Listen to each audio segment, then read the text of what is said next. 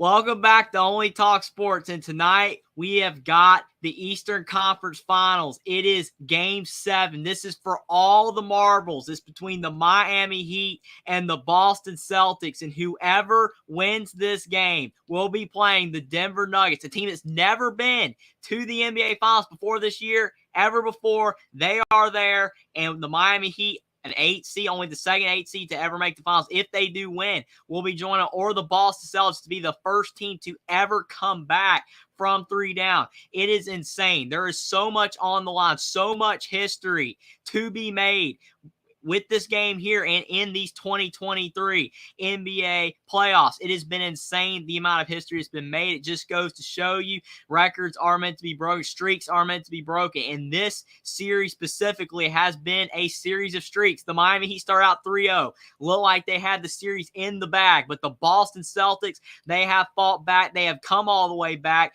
and look at the way they are playing. They've won the last 3 games. It's back in Beantown, it's in TD Garden, 4 games 7. The Miami Heat, do they have one last gasp in them? Can they find a way to win on the road, or will the Boston Celtics be able to finish the sweep, get 4 wins in a row, be the first team to ever come back from 3 down in the NBA? It should be a lot of fun, but I really appreciate all you guys for being here. And the game is tipped off, and the Boston Celtics, they have the basketball first. Jaylen Brown wins the tip, kicks over Al Horford, back to Derek White. What a game we're going to have. This should be a great game. Marcus Smart outside to Jaylen Brown. Jaylen Brown thought about a step back 2, instead kicks over to Derek White. 5 seconds on the shot clock. White to Al Horford, over to Tatum in the corner. Tatum's trying to drive inside. Oh, man, like a charge. Gabe Vincent taking a lot of contact. I don't know if they're going to call a charge or not, but Tatum's on the ground holding his foot, and that is bad news for Celtics fans. You do not want to see Tatum hurt right there, but like, ooh, his foot landed on Gabe Vincent's foot, and he is in a little bit of pain on that drive. We'll have to see if Jason Tatum is okay. But a very aggressive play by Jason Tatum. Really like the aggressiveness, getting into the lane, trying to draw a contact, get to the line, but it looks like Tatum is a little bit banged up right there. He rolled his foot. So we've got 11:34 to go in this Game 7 of the Eastern Conference Finals. Looks like they are going to call the foul on Gabe Vincent. They're going to say he was not set. So if Jason Tatum will be able to, he will be shooting these 2 free throws. It definitely looks like he is in some pain. However, it is early in this game. The adrenaline should be flowing. So you would think that Jason Tatum will be able to recover and play in this game, but we'll have to see how 100% he will be, or how close to 100% he is. He does hit the first free throw. So it is 1-0 Boston Celtics in this Game 7. Boston gets on the board first in TD Garden in front of their home fans. Tatum, points per game in Game 7s in playoff history. He's averaging 28.8 points per game in Game 7s. That shows you how clutch Tatum is. He does miss the second free throw, however. So it is only 1-0. But Caleb Martin, he's got the rebound again. He's been recently inserted in the starting lineup for the Heat. How well he has been playing lately. That's why Eric Spoelstra's rewarded him with the starting spot. Gabe Vincent for 2 on the other end. He can't make the shot. Tatum with the board. You can tell he's still a little gimpy, but he's trying to shake it off. Over to Jaylen Brown. He thought about pulling for 3, but he does not. Kicks to Tatum. In the lane, Tatum misses the 2. And you've got a rebound by Jimmy Butler, who was clutch with those 3 free throws to put Miami in front by 1 with 3 seconds left. Looked like Miami had it in Game 6, but Derek White with the tap back of all putbacks on the missed shot by Marcus Smart won the game for Boston. But Butler over to Gabe Vincent. Vincent with a step back 2, and his shot is short. Tatum, he's got the rebound right there. Still a 1-0 game. Both teams still struggling to score right now. Now on the other end, Jaylen Brown. He dribbles into traffic, turns the basketball over. Max Strus, he comes up with the ball, and I think there's going to be a foul on Jaylen Brown for pursuing, trying to get the ball back from Max Strus. So a good job by Max Strus, and Jason Tatum's going back the other way with the Celtics on defense. He still looks a little shaken up. Gabe Vincent with the ball for the scoreless Miami Heat. Bam Adebayo over to Jimmy Buckets. Top of the key, Derek White is guarding him. Jimmy Butler in the lane for 2, and Jimmy Butler is off the mark. and Al Horford, he has the rebound. The one thing you don't want to do if you are the Miami Heat is fall behind by a lot early in this game. You do not want the crowd to get way too engaged and involved in this game, and then you are really struggling overall because of it. Marcus Smart over to Jaylen Brown at the top of the key. Jaylen Brown might have to do more with Tatum being a little injured, and Jaylen Brown delivers with his first shot of the game. 3-0 Boston. Miami down by 3. They have not scored yet. Their offense look like it's still trying to find its way, trying to kick into gear, but they just can't get into any rhythm or flow right now. Boston, not like they're ripping up the roads either, just doing a little bit better. Gabe Vince into the lane, and he dribbles it off of his foot. Great defense by the Boston Celtics. This is a great sign for Boston fans, seeing that the Celtics defense obviously has come to play. Tatum at the top of the key, still trying to shake off the injury. He's being guarded by Bam. Passes to Al Horford. In the corner, Jaylen Brown. He misses the 3, but Tatum with the rebound off the dribble. Tatum to Al Horford. Beautiful pass by Jason Tatum with the unselfish play. And now Boston leads by 5. 5-0. 9 to go in the first. Miami's still looking for their first points of the game, and Bam will provide those first points of the game for the Heat. 5-2. And that's a good sign for Miami Heat fans to see Bam Adebayo getting on the board. He really struggled in Game 6 with his scoring. That's a good sign. It was a really good drive with aggressive Bam Adebayo. The Heat are a much better team. Jaylen Brown trying to shake and bake on Max Strus, and it works to perfection. 7-2. Jaylen Brown with a nice mid-range jumper. 8:40 to go in the first quarter. It's still 7-2. Boston over Miami. Bam Adebayo trying to kick to Jimmy Butler in the corner. Can Jimmy Butler get anything going early on in this game? Over to Max Strus. Back to Jimmy Butler, driving on Al Horford. That's a quickness advantage for Butler. Instead, he kicks to Strus. Strus misses the 3, but it lands right to Caleb Martin. He misses, but he puts back his own miss. 7-4, Boston in front. Miami trying to settle into this game as well, not allow the Boston Celtics to get ahead by too much. Marcus Smart, he's got the ball at the top of the key. He was the only player for Boston shooting the 3 ball at a high level in Game 6, but he's also unselfish with the ball. Passes down low to Jaylen Brown, and it's another easy 2 for Boston, 9-4. Celtics lead. Bam for 2. His shot is off the mark this time. Tatum taps it to Marcus Smart. Smart down the floor. 7:45 to go in the first. Smart with a turnover right there. Good defense by Caleb Martin.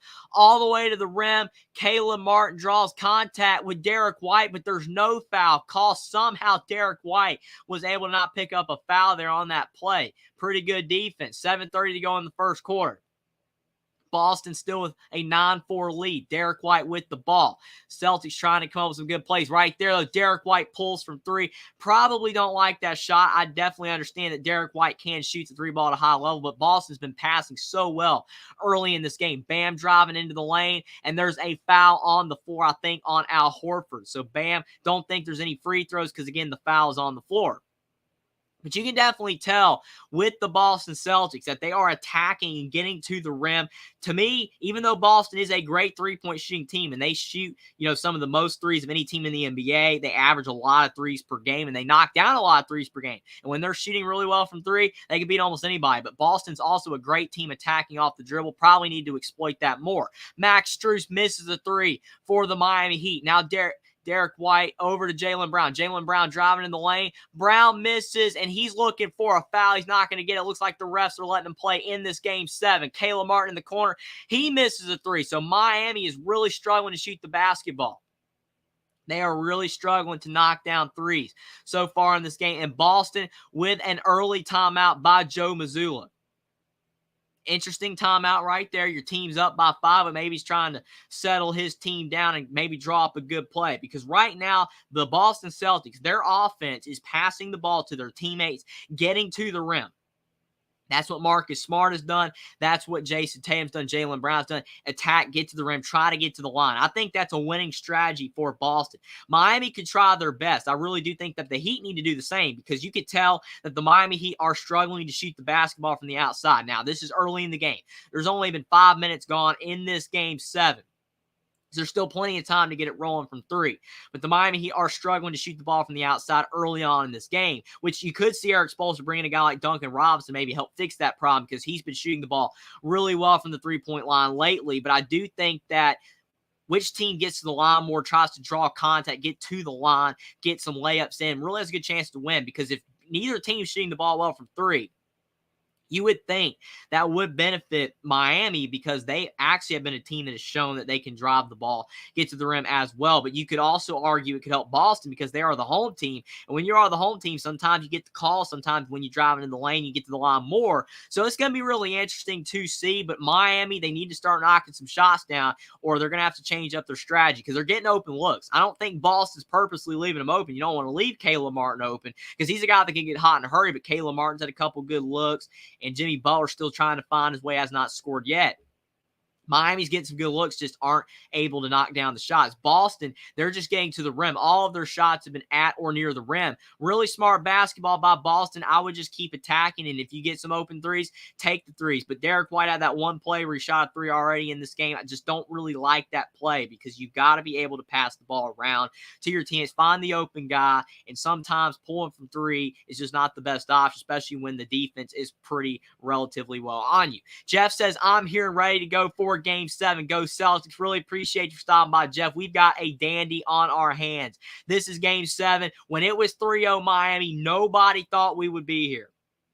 Nobody thought we would be here. I did not think we would be here. I thought Boston had a shot to potentially, if they just erased that Game 3 from their memories, poorly as they played in that game. They lost by 30, looked like they completely given up on themselves. But if Boston would just go out there, play hard the next couple of games, give themselves a chance, maybe they could get it to a Game 6. Maybe they could get it to a Game 7. Very unlikely anyone really thought that would happen. But Boston, they turned back around, played great in the second half of Game 4, played great all through Game 5, and then Game 6 and Game 7. So far, they've been playing well. Game 6, they found a way to win now. Miami could have just easily have won that game as Boston because they were up by 1. They were down most of the game, but then they were up by 1 with Jimmy Butler's 3 clutch free throws. And then unfortunately for Jimmy Butler, it all just did not matter. Didn't come to pass for them because Boston tipped it in with Derek White with 0.1 left in the game, showing you need all the tenths of a second in a game. All the seconds matter. Boston was able to win. And now we're in Game 7. It's been 3-0 for both teams. 3-0 Miami. Then the last 3 have been Boston. And we're tied. We're in a Game 7. Whoever wins this game is going to be making history. Just like Jackson said, regardless of who wins tonight, history will be made. Really appreciate you for being here, Jackson. You are right. History will be made. That makes it all the sweeter. But we've got a great game on our hands. Really appreciate all you guys for being here so far. It should be a fantastic game. Boston going up the floor. Derek White with the ball with his Celtics up by 5. 6:40 to go in the first after Joe Mazzulla called the first time out for Boston. Looked like it was almost a charge on Derek White, but they didn't call it. Smart misses a 3 in the corner. Wide open 3 for Smart. Both teams struggling to shoot from the outside. Don't know if it's the anxiety and the jitters of a Game 7. Both teams struggling to shoot. Gabe Vincent off the dribble for 2. That's a good shot by Gabe Vincent. Gabe Vincent's been sneaky good for the Miami Heat. You look at players like Caleb Martin, Max Strus, Duncan Robinson getting a lot of the accolades for how well they've been playing for Miami, but Gabe Vincent, he has been the point guard and the leader for the Heat. He's done a great job shooting the ball and passing the ball. Marcus Smart now at a Horford, tries to get to Tatum, but great defense by the Heat. Now, Boston does get the ball back. Derek White for 3 with 2 seconds on the shot clock. He cannot knock down the shot, but then Al Horford's there for the offensive rebound. Tatum thought about the 3. He doesn't shoot. Gives it back to Derek White, and Derek White cannot hit a 3 right now. He is 0 of 3 from 3, and I think they're going to call a foul down low on Miami.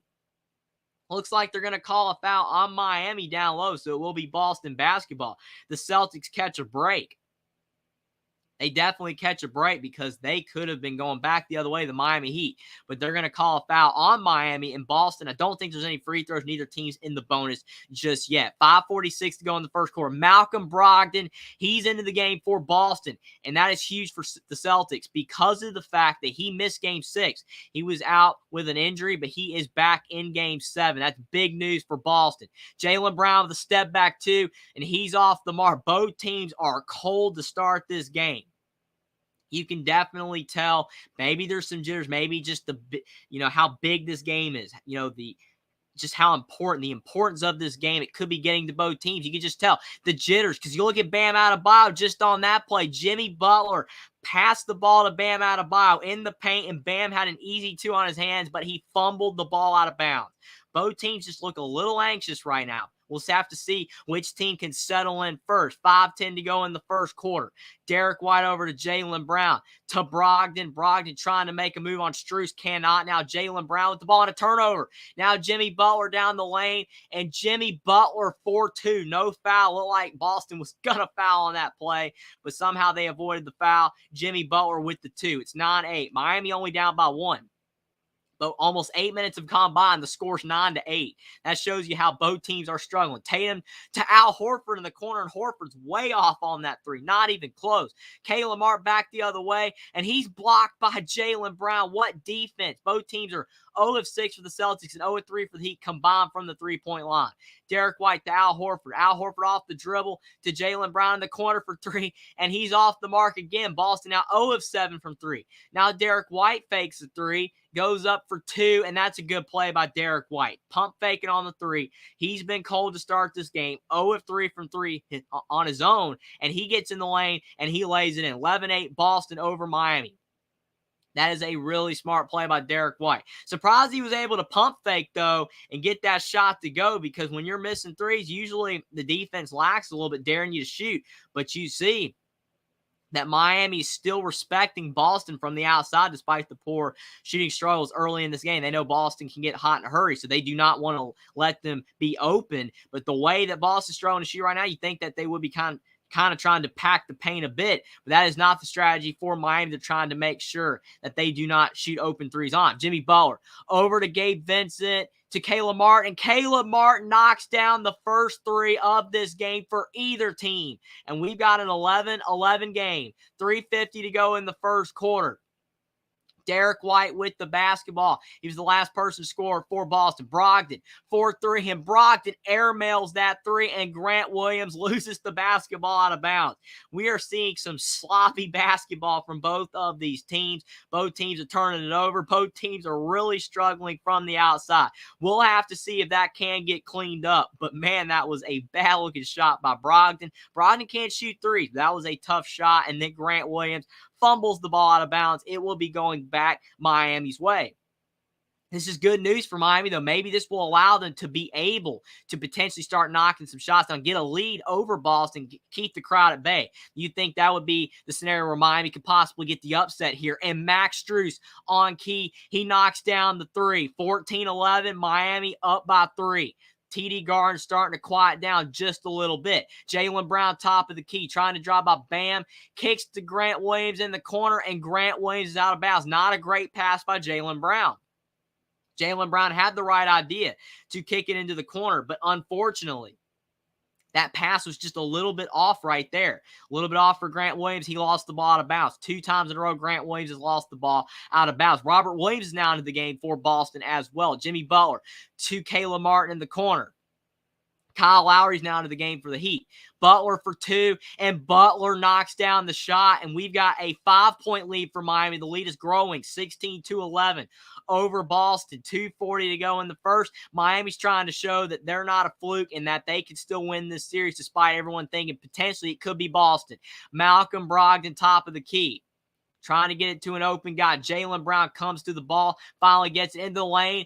Jaylen Brown drives, and I think there might be a foul on Miami. What a drive by Jaylen Brown. Took a lot of contact on that drive, and he might be rewarded with a couple free throws. 2:34 to go in the first quarter, and we have a 16-11 game. And after the break, I think it will be free throws for Jaylen Brown. Jackson says, what's up to Jeff? Really appreciate you for being here, Jackson. Really appreciate you for being here, Jeff. But definitely, I'm sure everybody's looking forward to this game. This is a huge game, and we're going to see.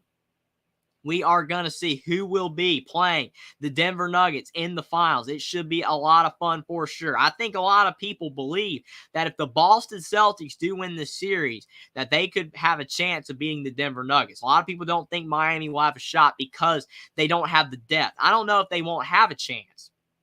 It's going to be really interesting because Miami has played so well against the Boston Celtics, even though Boston is a team that is sometimes inconsistent, which allows, I think, other teams that you would argue that really shouldn't be able to hang with them to be able to hang with them because Boston doesn't play as well as they possibly can all the time. But I do think that Boston is the team that you would argue has a better chance of beating Denver because both teams are deep. The two deepest teams in the NBA right now are Boston and Denver. I don't think that there's really any argument there. There are other teams that are deep for sure, but Boston and Denver have the depth. They have got great bench players. They have a great starting five. So that would be a great matchup for sure. Miami, they might have Tyler Hero back in the finals. That is very well possible. I think that Eric Spoelstra and the Miami Heat are trying to keep Tyler Hero out. And if they can possibly win this game tonight, then they will probably have Tyler Hero back. That would increase their depth and maybe give them a chance against the Denver Nuggets in that series. But I still don't know if they'll have enough depth.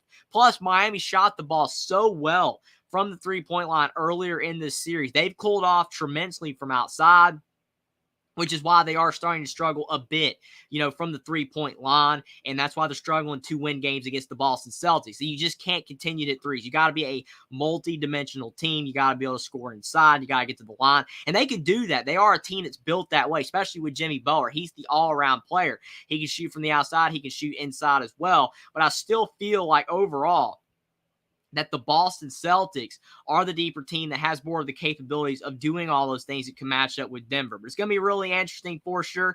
As Charles Barkley would say, the better team does not always win the series. And I do think Boston overall on paper is the better team. But the Miami Heat have showed that they want to win this series. They won the first three games. They were almost so close of winning game 6. They were one tap back away by Derek White for winning that game.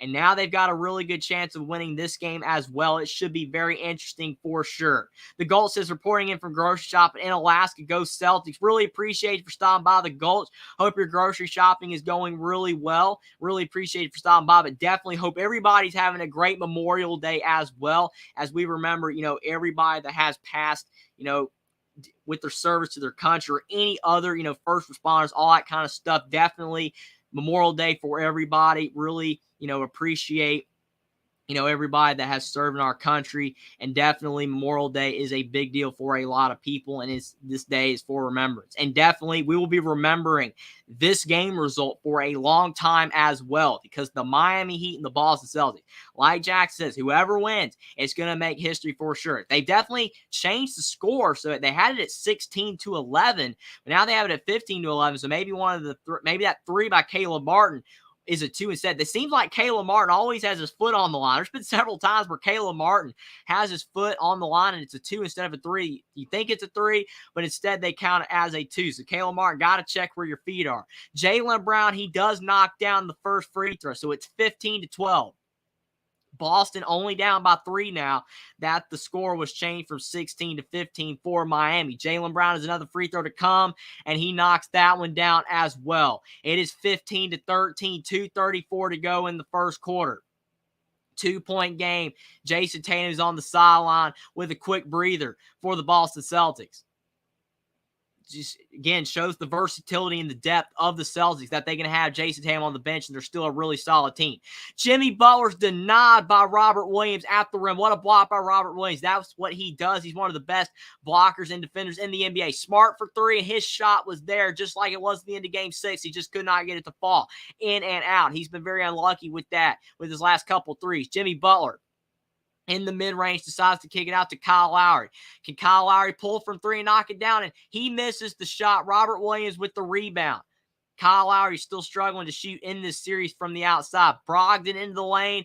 Brogdon's layup was right off the rim. Looked like Brogdon had the layup, just did not go in. Caleb Martin for 3. I think it is a 3 this time, and it is. Caleb Martin knocks down the 3, and I'm pretty sure both feet were behind the line this time. 18-13 Miami. 1:30 to go in the first quarter. Marcus Smart with the ball. Over to Malcolm Brogdon. Good addition for the Celtics to get Malcolm Brogdon. He's definitely a really solid player. Jaylen Brown, top of the key with Jimmy Butler on. It's a very interesting matchup. Now he's switched on to Strus. That's a winning matchup for Brown. He misses the shot. But Robert Williams fighting for the offensive rebound. He misses his own putback. And now it is kicked out to Marcus Smart in the lane. To Robert Williams for the slam dunk. Robert Williams, the versatility to keep the play alive. He missed his own shot, tapped it back out, and then Smart rewards him with a slam dunk. Robert Williams has had a plethora of those in this series, had some great dunks. Jimmy Butler in the lane, and Jimmy Butler to the rim. 20-15, 5-point lead for Miami. Marcus Smart going down the floor, being guarded by Kyle Lowry. Over to Robert Williams. Over to Jaylen Brown. You can definitely tell that Miami is starting to really defend him close. On the outside, Brown misses a three.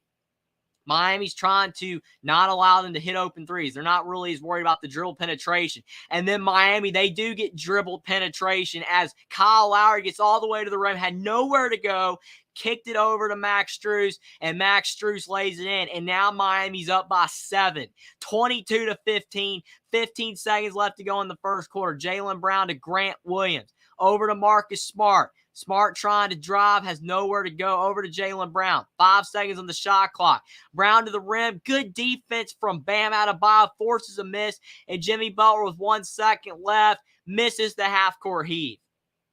That's a pretty good first quarter by the Miami Heat. It's 22-15. That's the end of the first quarter. But right now, as you can tell, the Miami Heat, they're not shooting the ball that well, and they're not having a great first quarter, really the start to this game shooting the basketball, but they're finding a way to slow down Boston. And I think that the winning formula for Miami is to keep this a lower scoring game, because when Boston is shooting the ball lights out from three, when they're getting tons of points up, and they're doing a great job all around the offensive end, it makes it extremely tough for Miami to win. Miami has won games that became shootouts. You look at game 1 as a perfect example. Miami won that game 123-116 over Boston, but that was back when Miami was shooting great from the three-point line as well. You can definitely tell Miami's cooled off from the outside.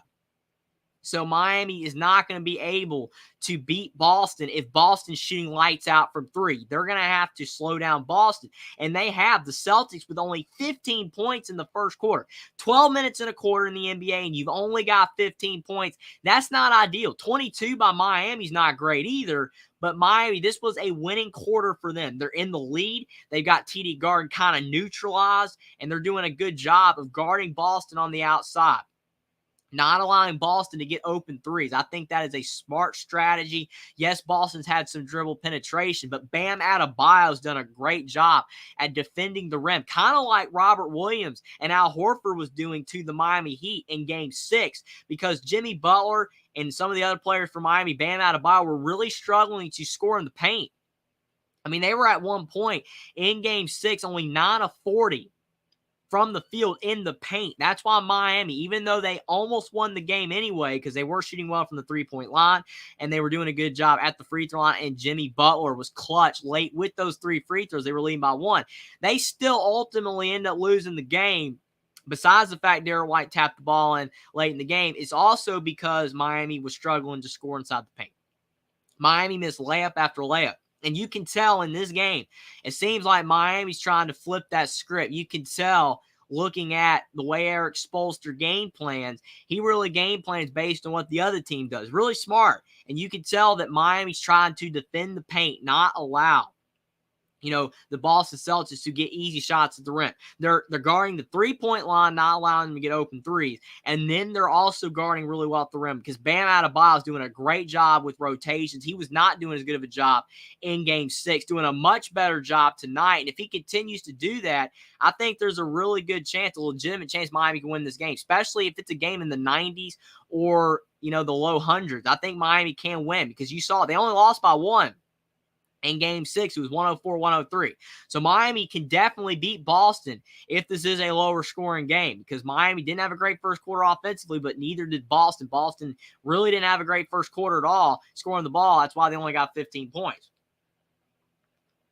So it's going to be really interesting to see how this game progresses. But I do think that the Boston Celtics, where they're going to have to get their points, is at the mid-range, because Miami's guarding the paint and they're also guarding the three-point line really well. So if Boston doesn't start knocking down their threes, they're probably going to have to find a way to start hitting the mid-range shots, because if Miami starts to have to guard in the mid-range because they're knocking down those shots, then Boston's going to be able to get to the rim again. So Boston, you've got to work with what Miami's giving you. We'll have to see if they can do it. But for Miami, I would keep defending the way you're defending. If it's not broke, don't fix it. And then on the offensive end, try to get Jimmy Butler going, because once he gets going, it's tough for him to get stopped by any player on the Boston Celtics, even though they have great defenders. Duncan Robinson in the game for the Heat. Duncan Robinson misses his first 3 of the game, but he was having a great Game 6. Really the only player for the Miami Heat that was shooting the ball that well from the outside in Game 6. And they said the Boston Celtics with 15 first-quarter points ties the fewest this season, showing you Miami's doing a great job on defense. And Malcolm Brogdon misses a three. So Boston's still struggling on the offensive end. They're 0 of 11 from 3. Miami's 2 of 8 from 3. Lowry for 2 in the mid-range. He misses the shot. Unfortunately for Boston, the one bad habit that they have is that even when they're struggling from 3, sometimes they just continue to shoot them. Sometimes you just got to abandon that for a while, get inside, try to hit some mid-range shots, try to get to the rim, even though Miami's defending so well. The threes aren't working. You can't keep shooting them if you're not making them. Lowry over to Bam Adebayo. Over to Duncan Robinson. Robinson with a Bam Adebayo screen, and Duncan Robinson, he hits his second three upon entering the game. 25-15, and just like that, Miami leads by 10. Well, we get another timeout from Joe Mazzulla really soon. TD Garden has gone silent. Malcolm Brogdon trying to drive over to Jason Tatum. This possession is already discombobulated. Under 5 seconds on the shot clock. Tatum dribbles it off of his foot. Hayden Highsmith, two-game vented back to Hayden Highsmith, and it's 27-15. And there's that timeout by Joe Mazzulla. What is going on by the Boston Celtics right now? Their offense is really struggling. They are just not making their shots. And then now on defense, they're having breakdowns. And the one thing you cannot have when you are struggling on the offensive end is breakdowns on defense, because then the other team is going to start scoring really easily because they're already winning the game. They're building confidence and winning in the game, and you're going to build confidence even further from that. And if Miami keeps building confidence, keeps extending this lead, they could win the game. So we'll have to see. Still a long way to go. We still got over almost 30 minutes left in this game. Actually, over 30 minutes left in this game. It should be a lot of fun. I'm looking forward to the rest of this game. But the Boston Celtics shouldn't be on panic alert just yet. You're on your own floor. Still a lot of time. But maybe that pressure of being potentially the first team ever to come back from 3 down, maybe that's getting to Boston. You kind of felt like maybe Miami would be the team with more pressure because they could be the first team to ever blow a 3-0 lead. But right now, it seems like Miami's the team that's more comfortable, and Boston's the team that's really struggling overall. It's going to be really interesting, but Boston is not looking like the team we've seen the last 3 games. They've kind of gone back to their ways of being really cold, the way they looked in the first 3 games. But it's going to be really interesting. Definitely not looking like the Boston team we've been accustomed to seeing the last couple games. Jeff said, how goes it to Jackson?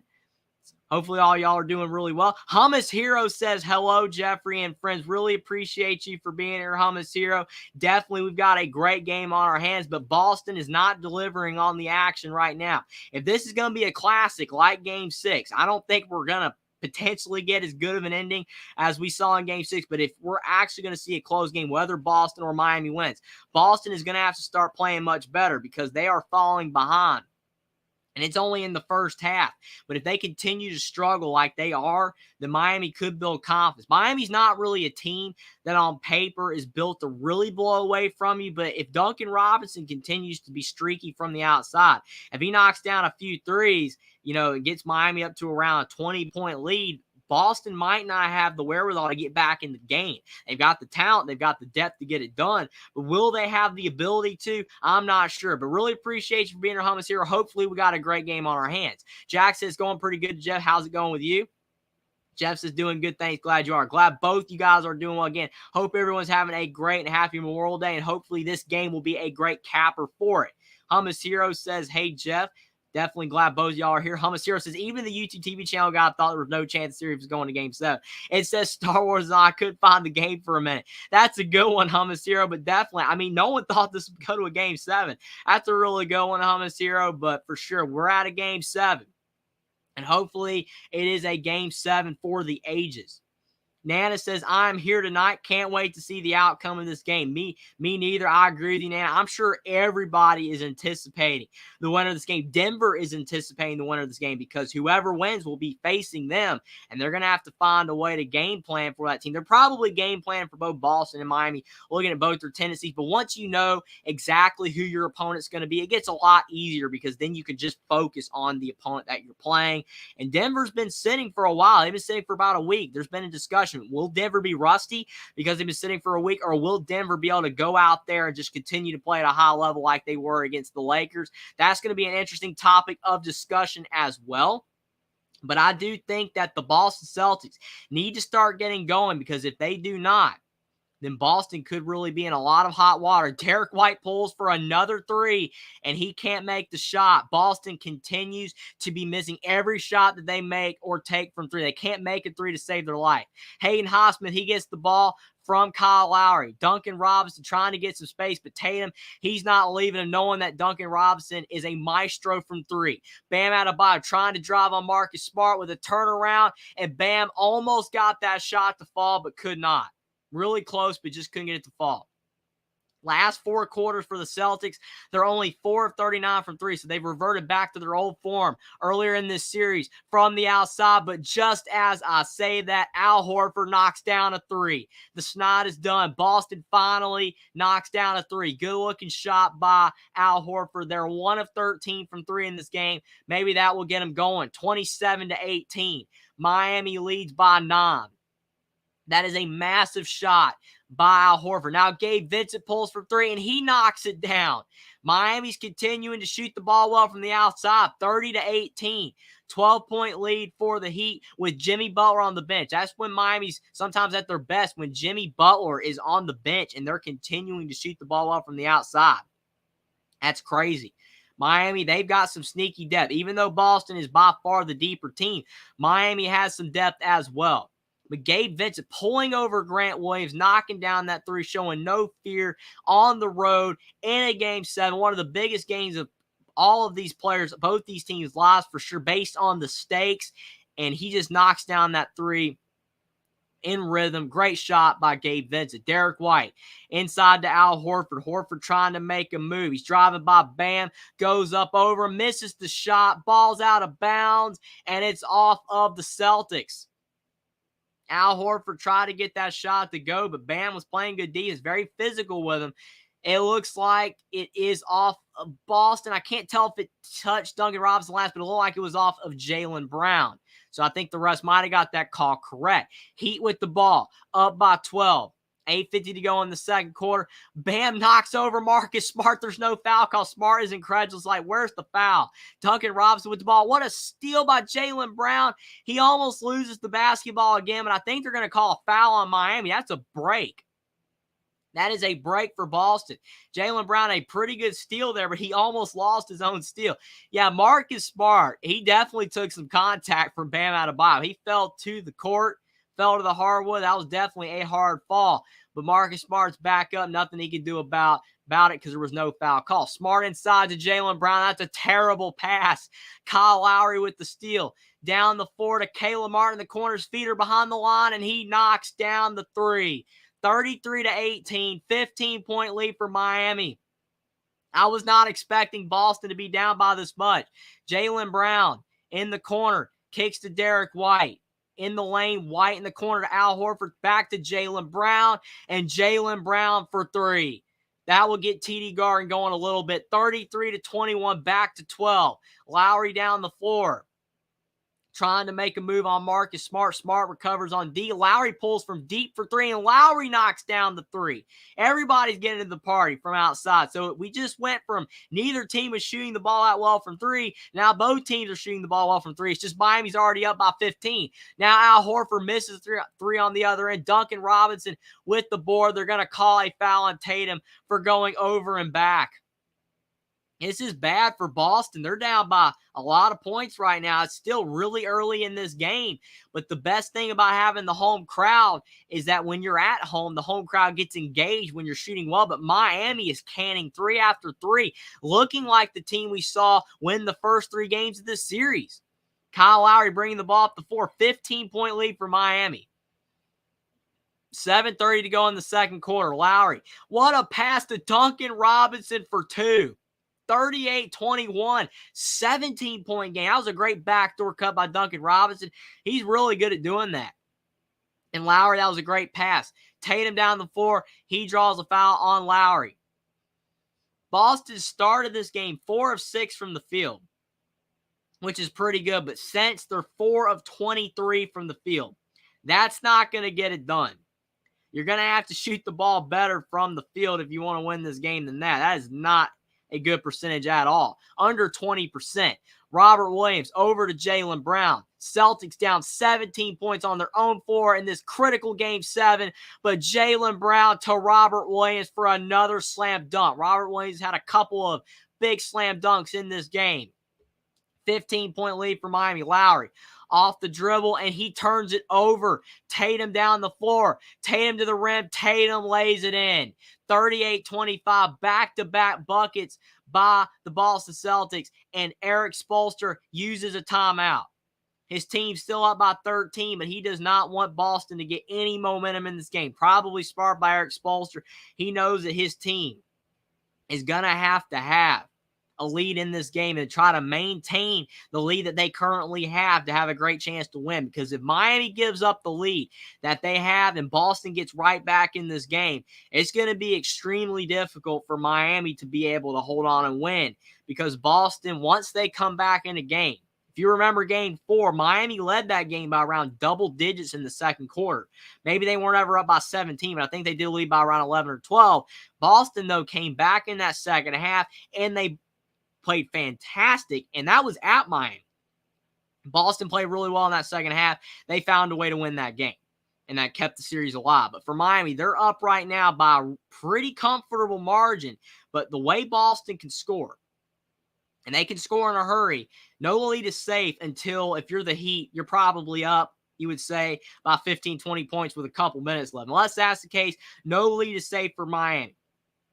Just like you could argue, no lead was safe for Boston. Boston led by 10 with like 3 minutes left in game 6. Miami came all the way back, took the lead. So it just goes to show you how quickly teams can score in the NBA. You cannot be comfortable with any lead that you have. You got to continue to play well every minute of the game that you possibly can. You might have a couple minutes of bad basketball, but you can't let a bad streak, go for 5, 6, 7 minutes. If you do that, then you could possibly lose a game that you actually had if you have a bad stretch. That's too long. We've seen that in a lot of games in these playoffs where just one bad 5 to 6 minute stretch causes you the entire game or an entire series. You got to try to keep your bad play to a minimum, and you got to find a way to be playing at a high level for as much of a game as possible. And I don't think Boston's done that. They might have already used all their goodwill of time allotted of playing poorly. Boston's really been playing bad for around the past 10 minutes. Miami hasn't really blown away this game either. So I really think if you're saying that Boston has no chance to come back, don't think that's the case. If Miami had got this to around a 20 to 22 point lead, maybe, but Boston is doing enough to hang around. They're still defending, which I will give Boston credit there. They could be doing a bit better on defense, but some of the shots Miami is hitting are contested. But still, if you keep giving a team chance after chance to score, they're eventually going to make you pay. And Boston's just not doing a good enough job on the offensive end. And considering that they're the home team, I get that there's pressure. I totally understand that. They have a lot of pressure because this is a game 7, because they're probably fatigued. They've played great the last 3 games. Maybe they're a little bit tired, but this is for all the marbles. Both teams are probably exhausted. This is a game 7. And there are stakes on the line for both teams. Either way you go, history will be made. Like Jackson said, there is big whoever wins. But for Boston, if you do lose this game, you don't want to lose in disappointing fashion, especially considering the amount of effort that you've done to get back in this series. You don't want to lose by 15, 20 points. If you're going to lose on a tap-in by Jimmy Butler later, whoever, insert name player for Miami, with a 1 or 2 point win late in the game. That's what you want to see if you're in a loss for Boston. You don't want to see it, but you want to be able to say, you know what? We came all the way back in game 7. We almost won the series, and we just lost barely at the end by a couple points, not getting blown out. I still think possibly Jason Tatum's injury could be bothering him as well. Him rolling his foot early in this game, that was really tough. We'll have to keep an eye on that. But Tatum has not been his natural explosive self like we saw earlier in the series. He looks a little gimpy still. Inside, Bam Adebayo, Gabe Vincent down low, and Caleb Martin, I think he's the one that actually scores. So it's 40-25. Yes, Caleb Martin now with 12 points. All those players were down low, but Caleb Martin gets the score. Tatum to the rim. He misses, but Robert Williams taps it back home. At least Robert Williams is having the energy for Boston. He's doing a really good job. If it wasn't for Robert Williams' energy down low, Boston could be down by 20. But Caleb Martin to the rim again. Miami is attacking time after time. And Caleb Martin is now up to 14 points. Boston, I don't even think has a player in double digits yet. Robert Williams, top of the key to Jason Tatum, down low to Jaylen Brown. That's a good pass. That's a good strategy for Boston. Pass it around. You got a guy at the top of the key. You're guarding him close, and then get it to your teammate down low for an easy layup. That's a smart play. 42-29. Duncan Robinson down low. He misses the shot. Tatum taps it to Brown, and Jaylen Brown ends up with the ball. Down the floor for Boston. Jaylen Brown, top of the key. Trying to dribble on Duncan Robinson with a step-back three. Duncan Robinson with the block three, though. That was a great block by Duncan Robinson. He went up high in the air to block that one. Jimmy Butler now back down the floor for Miami. 13-point lead. Butler thought about the three. Kicks it down low to Bam, and Bam Adebayo, he had a defender on his back, and he loses the basketball. Slipped right out of his hand. That was kind of a funny-looking play right there. Bam had a pretty good-looking attempt there that he could have had from two, but just could not keep the ball in his hands. But Jason Tatum, he scores again in this game. Finally, after his injury to his foot, looks like maybe Tatum's starting to get back on track. 42-31. TD guards starting to get back to their feet. 11-point game is the closest Boston's had it in a few minutes. Bam down low after the turnover. Can he respond this time with a score? Instead, he kicks it out to Caleb Martin over to Gabe Vincent. Vincent in the corner knocks down a three. 45-31. 4:25 to go in the second quarter. And Miami just keeps on coming from the outside. They're shooting three after three. 45-31. This is not a winning formula for Boston. They need Miami to start missing. Tatum saves the ball from Miami in the corner. Derek White, he knocks down a three, rewards Tatum with that pass with a score. 45-34. 4:05 to go in the second. Bam driving into the lane with a push-off. I think they're going to call a foul on Robert Williams. It could have been a push-off on Bam. Looks like Robert Williams thinks so. Let's see if it was Bam driving in. I don't know. It's close. It's really close, but I do think there is an argument there for an offensive foul. But they are going to call the foul on Robert Williams. Bam Adebayo will have a couple of free throws. But it's 45-34 with 4 to go in the second quarter. And the Boston Celtics are doing a little bit better of a job shooting the basketball in the second quarter, last couple minutes. The only problem for Boston is that Miami's doing such a great job as well shooting the basketball that they're basically trading buckets as of this time. That's not going to get it done. I think they did take one of the points back for the Miami Heat. So they had 45, but they changed it to 44. So I think there possibly was another three that they called a two. I'm not 100% sure. Sometimes they keep changing these points back and forth. I keep getting confused whether it's a three or a two because sometimes they go back and forth with it. So it might still be 46. I have no idea. Bam Adebayo, he hits the second free throw as well. So it might be 46-34 or 47-34. They put 47 back on the scoreboard again. So they're going back and forth with the score. We're trying to figure it out, but I think that they are giving them the points, whatever it was. So it's a 13-point lead for Miami after all of that. Boston still trying to get themselves back to single digits. Marcus Smart, he's trying to drive, and he sold that foul on Bam. Marcus Smart was trying to go to the rim. He lost his footing. I don't know if Bam Adebayo was the reason why or just Marcus Smart slipped, but he sold that contact, and I think that there will be a foul on Bam. I don't know if there's free throws. It looks like potentially neither team's in the bonus yet.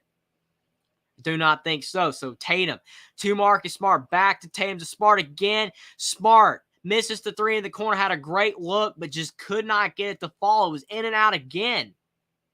Marcus Smart really struggling from the three-point line after he was doing a great job early on in Game 6. Gabe Vincent in the lane. Kicks to Jimmy Butler, who's been silent in this game. He has not done much, but his teammates have been great. Butler for two. He misses the shot. Caleb Martin. Looks like he might have tapped it out of bounds, but they're going to say it's off of Boston. They're going to say it is off of the Boston Celtics. 3:19 to go in the second quarter. Butler missed that mid-range too. Yeah, I think it is off of Tatum. That's a good call. It is off of Jason Tatum. He took it away from Caleb Martin. 3:19 to go. Martin inside to Bam out of ball. Over to Max Strus. Top of the key. Bam trying to set a screen. Max Strus off that screen. Shoots a three. His shot's off the mark. He's looking for a foul. He's not going to get it.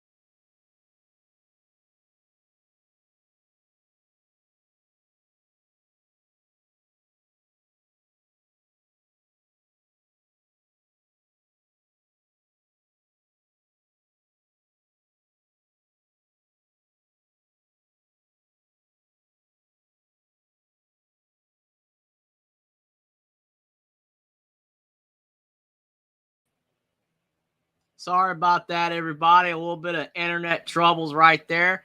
We're back trying to continue to do this game for you guys. Really appreciate you guys for sticking it out, but just lost a little bit of internet service right there, but we're trying to continue. But 47-37, Boston score. They've cut it to 10 again. Got a really great game 7 on deck here. Can't wait for the finish. Really appreciate you guys for sticking it out. Really do appreciate it. Boston has the basketball yet again. 1:50 to go in the second quarter. We're almost at halftime. Tatum to the rim. He scores. Boston cuts it to 8. This is the closest that Boston's had it in a while. What a shot by Tatum. Looks like his foot might be starting to look a little bit better. That's a really good drive by Tatum. Back to his old self. Butler in the corner, and Jimmy buckets for 3. 50-39. That's a great shot by Butler, around the same spot that Al Horford fouled him in game 6. That was a great shot by Jimmy Butler. Marcus Smart over to Derek White. And a steal by Jimmy Butler, and they're going to call a foul on Jaylen Brown. Wow. That is incredible. The Miami Heat, every single time that Boston starts to go on a little bit of a run, Tatum with a great layup, Marcus Smart, he finally knocked down a 3, but then Jimmy Butler in the corner knocks down that 3. Looked like there was even a little bit of contact as well, but he took it and he knocked it down. Miami will have the basketball. Still no free throws for the Heat with Boston's foul. 11-point lead for Miami. If Miami can be up around 10, 11 points like they are right now at the half, that will be mission accomplished for Miami in the first half. Pretty solid. Jimmy Butler with the ball. Driving in. Butler for 2. He's starting to heat up. That's bad news for Boston. 52-39. Marcus Smart down the floor. 55 seconds left in the second quarter. Smart to Jaylen Brown. Back to Smart. Smart trying to drive on Gabe Vincent. He's got the height advantage, and Smart takes advantage of it, knocks down that little mid-range jumper. 52-41. So at least for Boston Celtics fans, the Celtics have woken up a bit in the second quarter. Just the problem is Miami's still playing really well, still shooting the ball well from the outside, and they still have a 11-point lead. Jimmy Butler driving in again to the rim. He misses the shot. Al Horford with the rebound. 25 seconds left in the second quarter. Tatum up the floor. Both teams have 5 timeouts. Both coaches are trying to save their timeouts, it looks like, for the second half, where you might need them the most. Pretty smart there. 10 seconds left in the second quarter. You've got Tatum, top of the key, trying to drive on Strus. Instead, steps back for a 3. He's off the mark. Caleb Martin down the floor. 1 second to Hayden Highsmith, and Highsmith misses the 3. And that is your halftime score, 52-41 Miami. And again, if you are a Miami Heat fan and you knew that Miami was going to be up 11 at the half, you probably would be feeling pretty good. The Boston Celtics fans, they've had several moments where they've gotten really loud. But you can tell that Miami is keeping them at bay and keeping TD Garden from its loudest, doing a great job of sticking to Boston on the outside, not allowing them to get open threes. And then they're doing a really good job as well of guarding in the paint, not allowing them to get easy layups. Tatum, he's gotten a couple of layups in the second quarter to go, but they have not been easy layups. They have not been without Miami defending those layups at a high level. So Miami's been doing a great job on defense. I really do believe that their defense is part of the reason why Boston has struggled a bit. Maybe it is some anxiety of being in a game 7, could possibly be the first team to ever come back from 3 down. Maybe that pressure is on Boston. Who knows? But Miami, nonetheless, has still been doing a great job. Hummus Hero said, did that shot get deflected? It could have earlier in the game. I'm not 100% sure, but definitely, if you're talking about the air ball from Malcolm Brogdon, it definitely could have been a partially blocked shot. Hummus here said, it was 2 feet short of the rim. Yeah, for sure. That was definitely a short 3. Definitely a crazy shot right there. Hummus here said, Boston's ice cold, 15 points in a quarter. And that's definitely not what no one was expecting. If you look at the Celtics, they are a team that usually scores a lot of points in a game. They're actually one of the higher scoring teams in the NBA because of the fact they're a great three-point shooting team.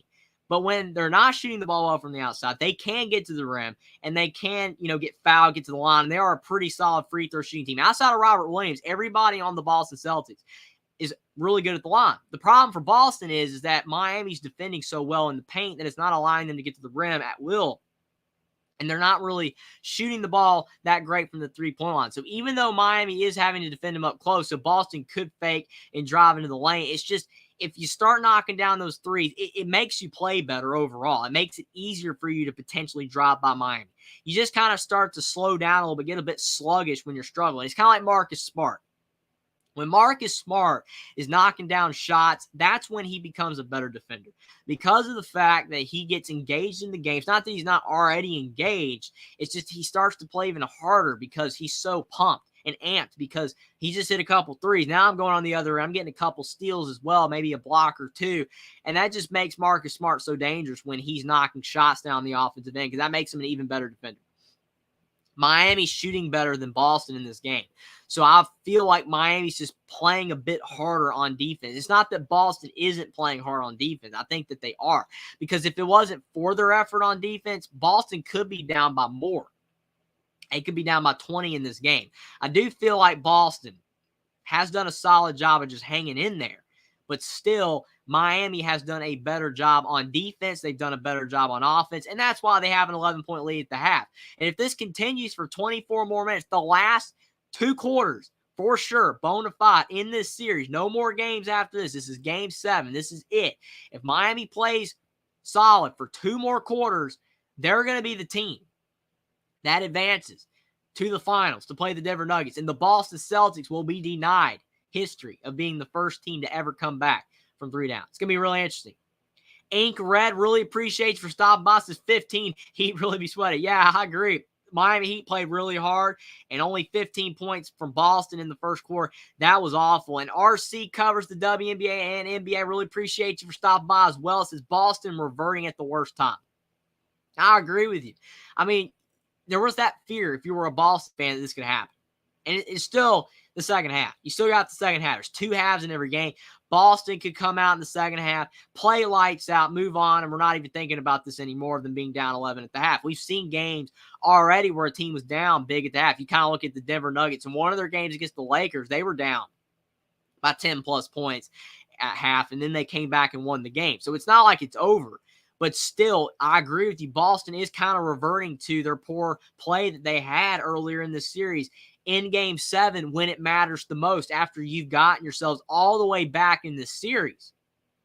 Boston could have just given up. They were down 3-0. They could have just said, you know what? We'll get them next year. We're down 3-0. It is what it is. No team's ever that. We'll just lose Game 4. They didn't do that. They won Game 4. They won Game 5. They won Game 6. And their momentum kept building. I think personally their best game was Game 5. That's when Boston played at their best in the series. Game 5, they played fantastic. When Boston is playing like they did in Game 5, they're not beatable. Miami can't beat them. But Boston only played like they did in Game 5 in Game 5. They were really good in Game 4, but they were great in Game 5. And even though they won Game 6, they weren't as good in Game 6 as they were in Game 5. They only won that game by 1 with a lucky tap back by Derek White to, keep the series alive. And while we're here tonight on Memorial Day, again, I hope everyone's having a great Memorial Day. But still, Boston is an interesting team, because when they're playing at their best, they're potentially the best team in the NBA. But they don't play like it all the time. And I don't know why. It's interesting. It's one of those things where on paper, Boston, you could say, might be the best team in the NBA. Some could debate it's Denver. But then you look at some of the box scores, and then you're like, Boston, where was their depth? Al Horford didn't have much in this game. Grant Williams really struggled. It's just one of those things where Boston's so unpredictable. You can't predict Boston at all. And it's hard to bet on them. I mean, it's just one of those things. We're just looking at Boston. You know how good they can be. You know how good they can play. But until you see them play, you just don't know which team's going to come out. In this game right here, this is the way Boston was playing earlier in the series. And earlier in the series, they lost the first 3 games. So if this continues for another half, Boston's done. And all that work that they did to get here to a Game 7 is for nothing. And it's going to be really unfortunate. But still, long way to go.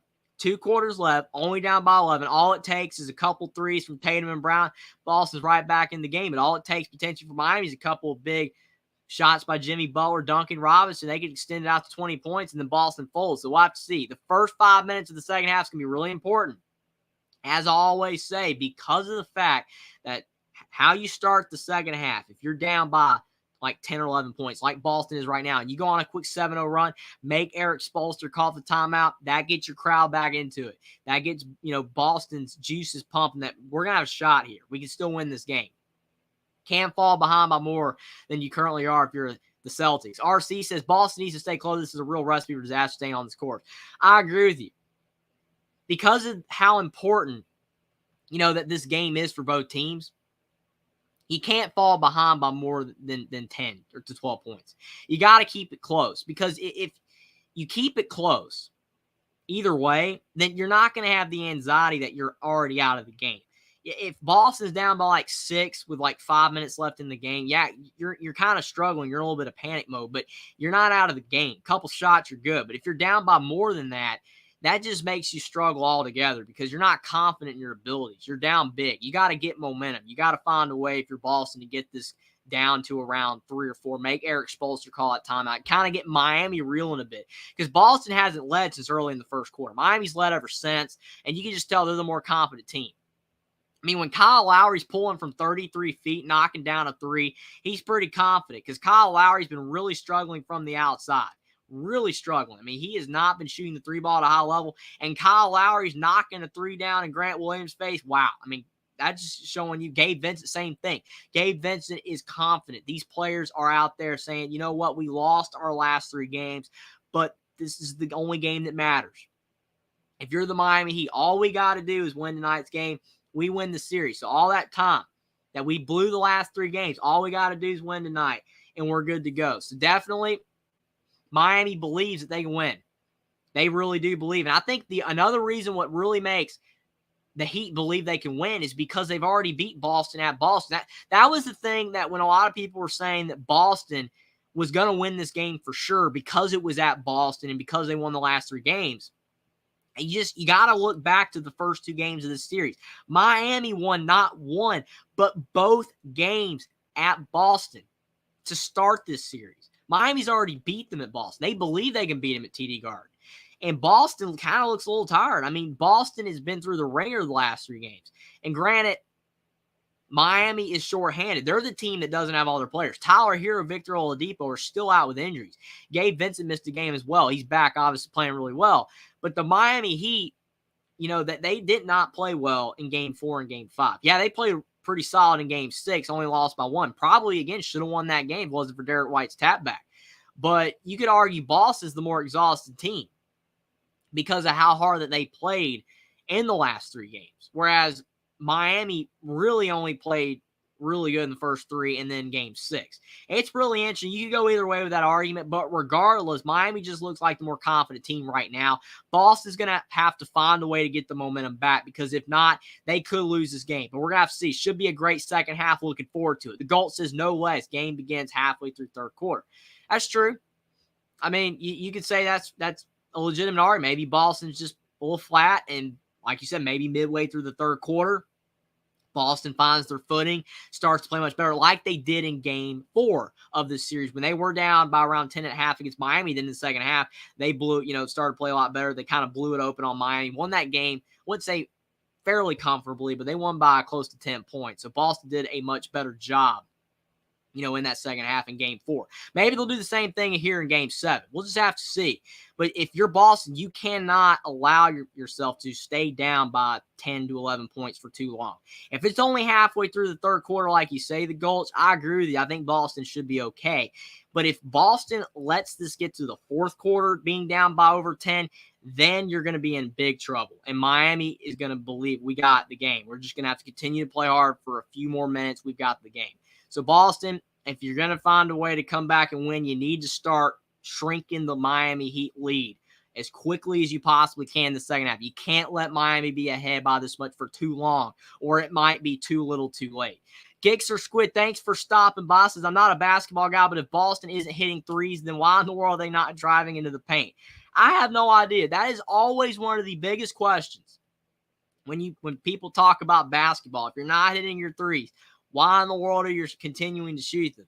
I think when you're a team like Boston that's so confident from the outside, you're so confident in your ability to knock down threes at a high rate because you're a team that shoots the ball so well from outside so consistently. I think that's kind of where you get into that trap of we can continue to shoot the ball well from outside. If we're always good at it, we can just continue to do it. The problem is if you never start to shoot well from 3, that's where you get into the whole of we're continuing to do something that's never going to work. We're not hitting them, and we continue to shoot them, and it's just not going to work. So I agree with you. I do think part of the problem is how well Miami is recovering on defense, though. They're hanging with Boston, even when they drive. And even when they foul, Miami's there. I think in game 4 and game 5, Miami allowed Boston to get to the rim too easily. Not tonight. And maybe in the second half, maybe they'll get tired. You never know. Maybe the Miami Heat, maybe they're the team that will get tired and allow Boston to be able, you could say, to start getting to the rim more at ease. And if that's the case, Boston can start gaining some momentum in the second half, and they could come back and win. But I do think that Miami has done a great job on defense in this game, and that's why they do have an 11-point lead. Maybe there's some anxiety for Boston. Boston's also having a tough time getting to the rim because of how well Miami's playing on the defensive end. RC says, Boston's driving me up a wall when we talk sports, per usual. You can't be a fan of a team without being driven up the wall. I will say that. I mean, that's just the way it is. When you like a basketball team, or you're rooting for a team, or just watching a team, even if you're not a fan of a team, but you're just watching a team, some teams do that to you. There are some teams that no matter what you do, they're going to do what you don't want them to do. And you look at Boston. I mean, for 3 seconds, it looked like Boston was over. For 3 seconds. And then you saw Derek White's tap out. We wouldn't even be here if it wasn't for that, because Jimmy Butler had the game. Hit all 3 free throws. Up by 1, 3 seconds to go.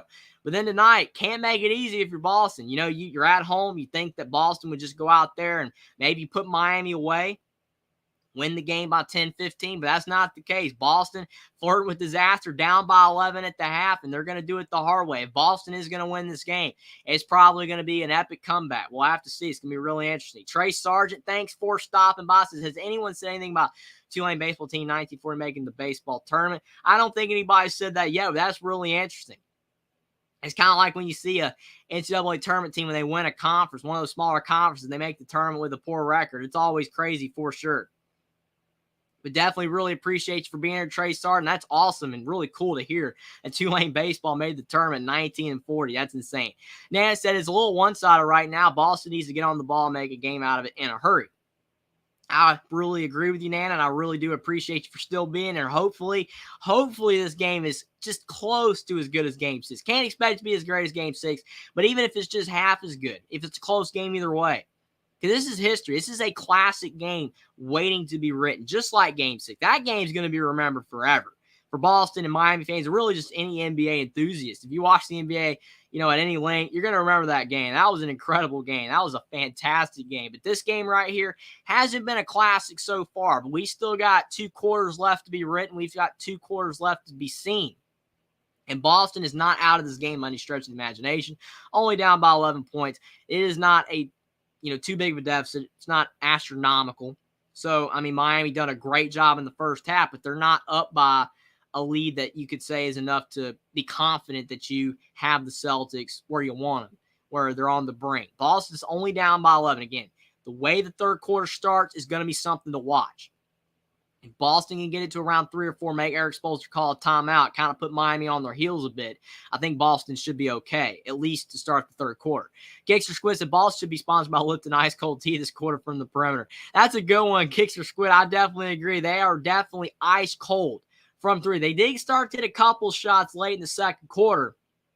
The only problem was for Boston, so was Miami. And that's not going to do you any good. When you start to make shots when you're down in a game, the way to get back in the game is by the other team not making shots. That's how you get back in the game. Because if the other team's making shots, well, just like you are, you're not going to be in good shape because you're going to continue to be down because you're already down. If you're in a tie game and it just keeps going back and forth, that's fine. But Boston's already down by double digits. They need Miami to start missing some shots. So either Boston needs to really ratchet up the defense or just hope that Miami starts to miss. I would play better defense. I wouldn't hope Miami starts to miss because that's a bad strategy. But Boston has to start doing a bit better on defense. And maybe if they can start getting the threes to fall, they can cut into this lead if they can get some stops, more importantly. Gixxer Squid's ball control reminds me of that's funny, of the Boston Globetrotters. That's funny. That's a good one, Gixxer Squid. Really do appreciate you for stopping by. Jeff said, I think the Celtics are waking up. Yeah, they are a little bit. I agree with you. They definitely are a little bit, but they were in a funk early, but they're going to have to find a way to play much better than they did in that first half, because if they play another half like that first half, they will not win this game. But the third quarter is starting, so we're going to see what will happen. Gabe Vincent, top of the key. Over to Jimmy Butler, and Jimmy Butler continues to have the Heat on a roll with a 3 right out of the gate in the third quarter. 55-41, 14-point lead for the Heat. That's a bad sign for Boston. They needed a stop to start the second half. Jaylen Brown inside, though, with the response. 3s are bigger than 2s. That's still a big shot by Jaylen Brown to hit that mid-range jumper. It's 55-43, 12-point lead for Miami. 11-10 to go in the third. Gabe Vincent driving into the lane, getting to the rim, and that shot right there was easier than probably any layup Boston's had in this game. Gabe Vincent gets to the rim unimpeded. Boston does not slow him down. 57-43, 14-point lead for the Miami Heat. Not the start Boston was really looking for. Jaylen Brown to the rim. He misses the shot. Caleb Martin with the rebound, and he falls on Gabe Vincent. Both players get up, but that could have been dangerous right there. Both players falling on each other. Hopefully they're both okay. They do seem to be. Butler top of the key. Over to Gabe Vincent. 10:40 to go in the third. Derek White on Vincent. Vincent trying to drive by him into the lane. He gets stopped with a turnaround, and it's too strong. Jaylen Brown with the board. Going back the other way. Down to Tatum, to the rim, and they're going to call too many steps on Tatum. They said Tatum walked on that play like he might have shuffled his feet. But right now, Boston's still a little out of sorts. If they're going to find a way to win, they need to start waking up soon. Like Jeff said, they're waking up a little bit, but it's not enough. Miami's still playing much better. Butler into the lane, to the rim, and Butler scores again. 59-43. Unbelievable. 10:14 to go in the third quarter. It's 59-43. 16-point lead for the Heat. That's a great drive by Jimmy Butler. That is a fantastic drive. Boston is just not defending at the rate they need to in this game. It's just not enough defense. They're not doing a terrible job, but Miami's also not having the toughest shots either. It is just insane how they're making the game look really easy in this game. And a game that is so important for both teams, the amount of anxiety that you would think both teams would have being in a Game 7, and especially because Miami, the underdog on the road, they just look like the team that's just another game. They're going out there and playing. Boston just looks a little bit too anxious. They're just making too many mistakes. They're not hitting some of the shots that they should make. It's crazy for sure. The goal said, I lost the feed. It froze. Really sorry about that. Definitely glad that the internet is back up and running, but really appreciate you guys for sticking out. With me too. Hummus Hero said, Boston shooting is so cold it froze the stream. That's a good one.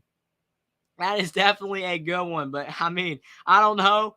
I mean, you could be right. It could have something to do with it. Boston was struggling so much that the stream stopped. But I do really appreciate you still for being here. But that is a funny one, Hummus Hero.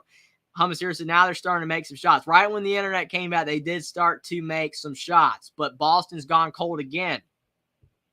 It's just really surprising, especially because Boston is so good at going off the dribble, getting to the rim, and getting to the line. I mean, Tatum and Brown, I don't know how high they rank up in the NBA at how many free throws attempted this season, because I know that there are some players that go to the line a lot more than they do, but I know Tatum and Brown go to the line a decent amount. But unfortunately, in this game for Boston, they're not getting the line. I think Tatum, outside of that first drive of the game where he went to the line, he hasn't been to the line since, and Jaylen Brown hasn't been to the line, I don't think, at all. That's just not going to get it done. It's really not going to get it done overall for the Boston Celtics. They're going to have to find a way to get to the line or just hope their threes start to fall in the mid-range shots. Jaylen Brown had one nice-looking jumper to start the second half, but outside of that, Miami has already scored 7 points on them. They've hit a three and a couple of jumpers and a layup, and you look at Boston, they've hit 1-2. So the 11-point halftime lead. Ulster calling the timeout. It's Joe Mazzulla. And again, you're on your own floor. The crowd is quiet. It's not the kind of performance that Boston needs in this game. You don't have to be winning a game to be playing well. I mean, that's another thing that a lot of people talk about, whether you're playing well, you're winning or losing. Sometimes you can be winning a game and you're not even playing well. It's just the fact that you're winning because the other team's playing worse. Miami's playing solid. They're playing well. But Boston's not playing nowhere near as good as they need to possibly play at to win this game. It's crazy. It's just one of those things. We're just going to have to see if Boston can get it turned around. But I do think part of the problem is that Tatum's just has not been the Tatum that the Celtics need and that we've seen in the series. Tatum's been fantastic in these playoff games for Boston. He has been really cold tonight. Maybe that injury early on in the game really hurt, the way he was playing. But I definitely think overall that the Boston Celtics definitely need to see Tatum start to get going, or it could be a long second half for the Celtics and the Heat will win this series. We'll have to see, though. Derek White to inbound. Derek White's been cold as well. He's hit a couple shots, but it's not like he's been playing that well either. And Derek White almost turned it over on the inbound. Gabe Vincent being a pest on that play, guarding Marcus Smart, but it does go off of Vincent. So Smart is trying to get the ball from Derek White. White trying to find Smart. He finally inbounds it. And just Miami right there, being up by 16 points, defending the inbounds pass coming in. Shows you that's how much Miami wants to win this game. They're playing extremely hard. And Tatum with a pretty good-looking jumper in the mid-range, it does not fall. 59-43. Boston's only 18-47 of the field. Miami's 24-49. They're shooting 49% of the field. Boston only 38%. Miami does miss on the other end. Boston down the floor. Derek White trying to drive. Derek White in the lane, and he's fouled. Derek White is fouled on that drive. 9:41 to go in the third quarter. White will have a couple of free throws. That's a good play by Derek White. And finally for Boston, they're getting back to the line. That's something they have not done in a while, is get to the line. Miami's done a great job of not fouling, especially on shot attempts. It's one thing to foul on the floor, but a whole other thing to foul on a shot. Because when you foul on the floor, as long as you're not in the bonus, you're not giving up any points. No big deal. And sometimes it's almost a good thing because then the team has to inbound the ball and you can turn them over. But when you have to be able, when you foul on a shot and you have to have the two free throws and you knock them both down, that's almost a turnover for the other team. So definitely really interesting right there. Derek could help get him going, though. He's only got 6 points, 2 of 6 from the field, 1 of 5 from 3. Maybe these free throws can get him going. He does knock them both down. So it's a 14-point game, 59-45, 9:35 to go in the third. Robert Williams is now into the game for Boston, maybe to try to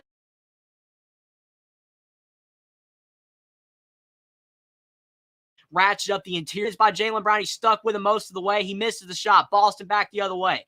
14-point deficit. Jaylen Brown top of the key. Over to Robert Williams. Back to Jaylen Brown. Brown back to Smart. 9-10 to go in the third. 5 seconds on the shot clock.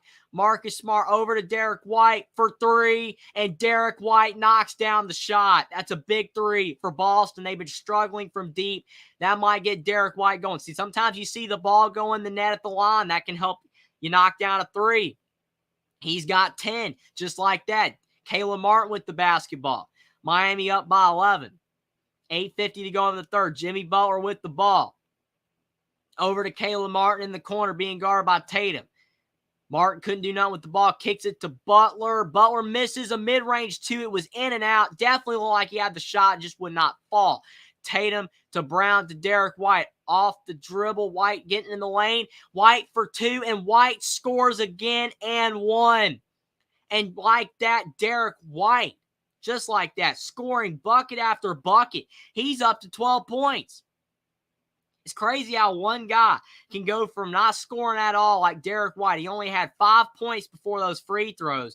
And he goes out there, and now he's got 12 points after he's hit the last couple of shots he's attempted. That's big for Derek White and big for Boston. He scored 7 straight points.